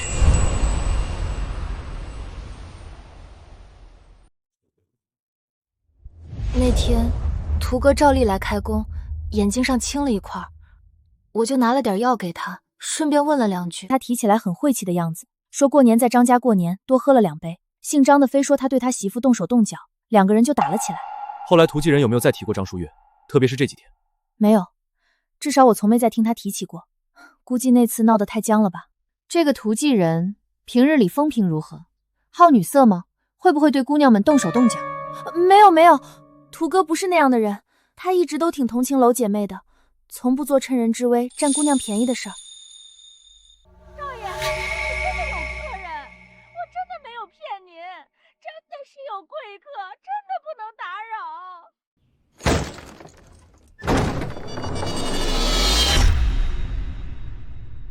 我倒要看看冰玉陪的是什么大人物。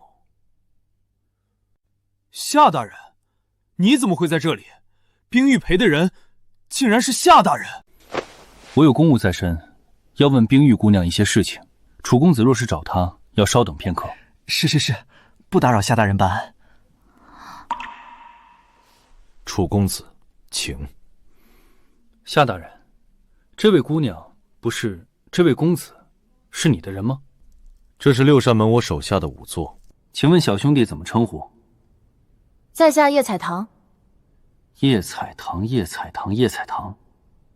我是楚时轩。哦，楚公子认识小叶？哦，不认识。我突然想起来有点事情，我先走了，不打扰夏大人办案。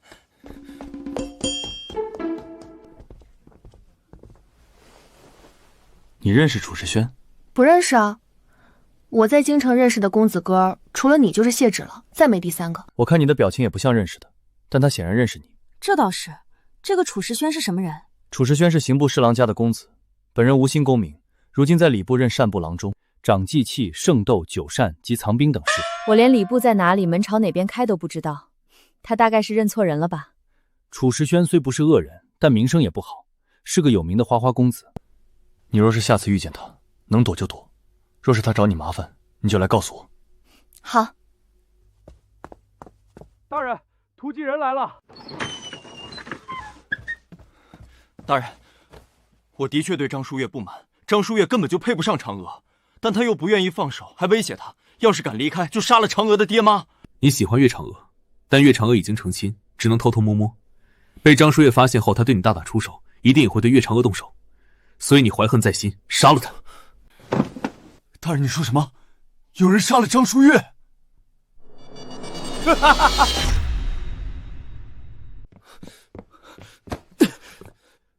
干什么去？我去找嫦娥。张书月死了，嫦娥就自由了。我去找她，我要娶她。好一个纯爱战士！不用去了，岳嫦娥和张书月一起被害了。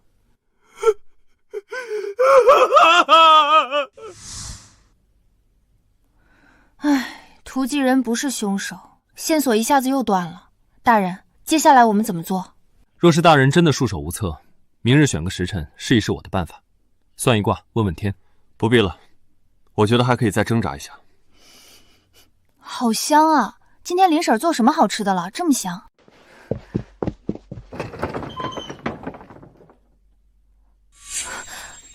叶姑娘，快看，我给你们带了些吃的。昨日打扰了夏大人办案，回去左思右想，十分愧疚。可夏大人是有名的清廉，知道必不会收什么礼物，就买了些点心，和大家一起吃个早饭，也算聊表心意。楚公子客气了，请。小叶来坐吧，不要辜负楚大人一番心意。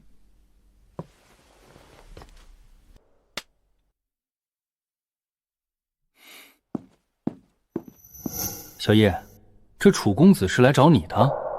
没有，不是，我不知道。小叶，今天早上报上来一件奇怪的事情，你跟我去处理一下吧。现在最紧要的难道不是张书月的案子吗？还有什么奇怪的事？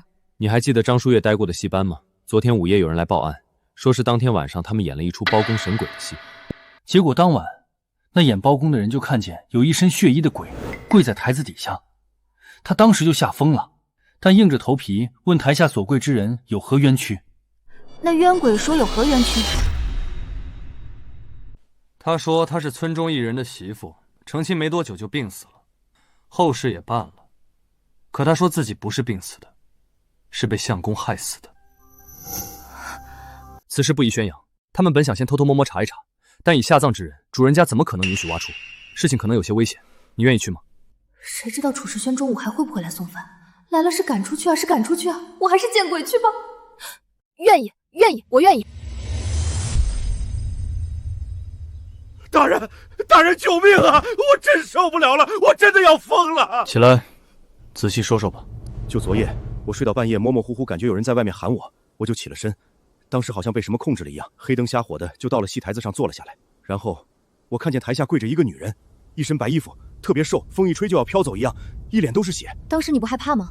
害怕呀，我都快吓死了，但也不知怎么的站不起来，就跟被人按在椅子上一样，身上很重。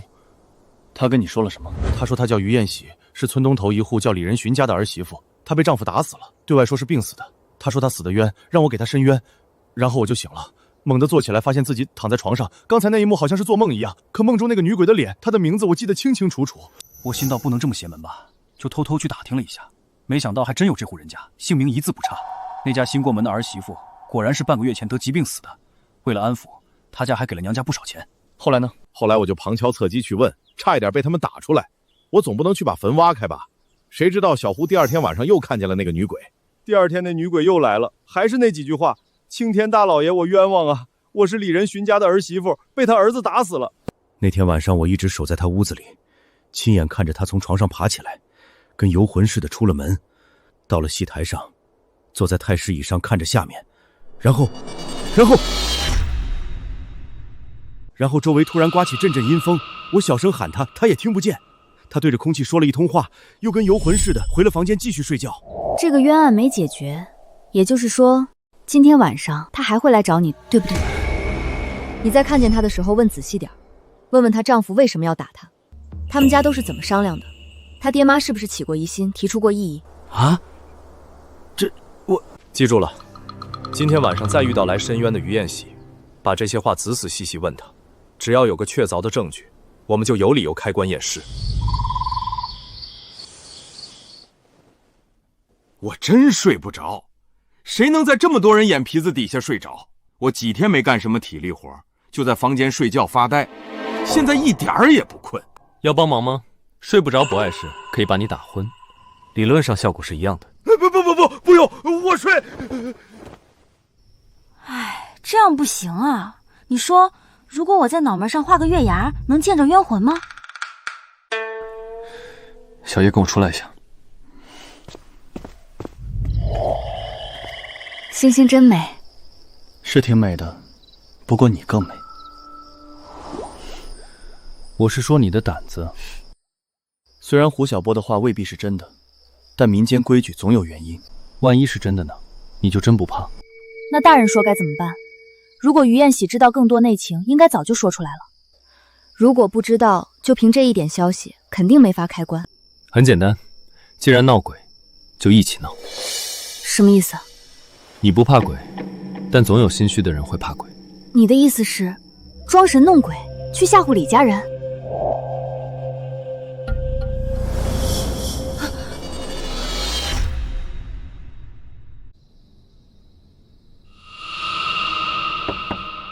是我，快开门！大人，您这是见鬼了？大人，这不合适吧？什么都别说，什么都别做，听我的。哦。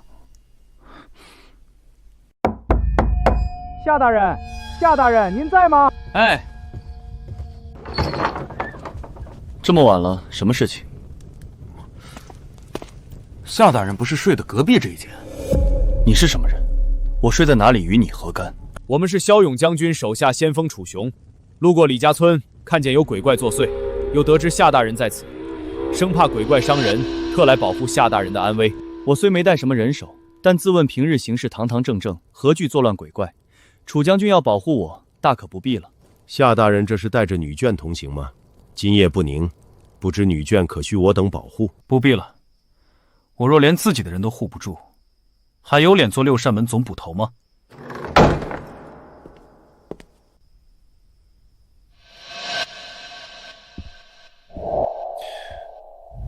小叶啊，你不害怕我吗？你为什么不害怕呢？大人，你要干什么？你不要过来，不然我要叫人了！好了，流程走完了，大人你赶紧说，出什么事儿了？我刚才去李仁寻他们家，阴森森的飘了一会儿，李家人一个个闪闪躲躲、畏畏缩缩，看见我又是磕头又是求饶的，若非心虚，何至如此？后来呢？回来的路上碰到了楚时景。楚时景是楚时轩的大哥，是圣上亲封的骁勇将军。他是来找我麻烦的？他以为我勾引了他弟弟，然后来找我算账？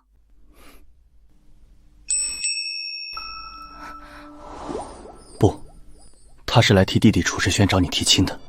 什么？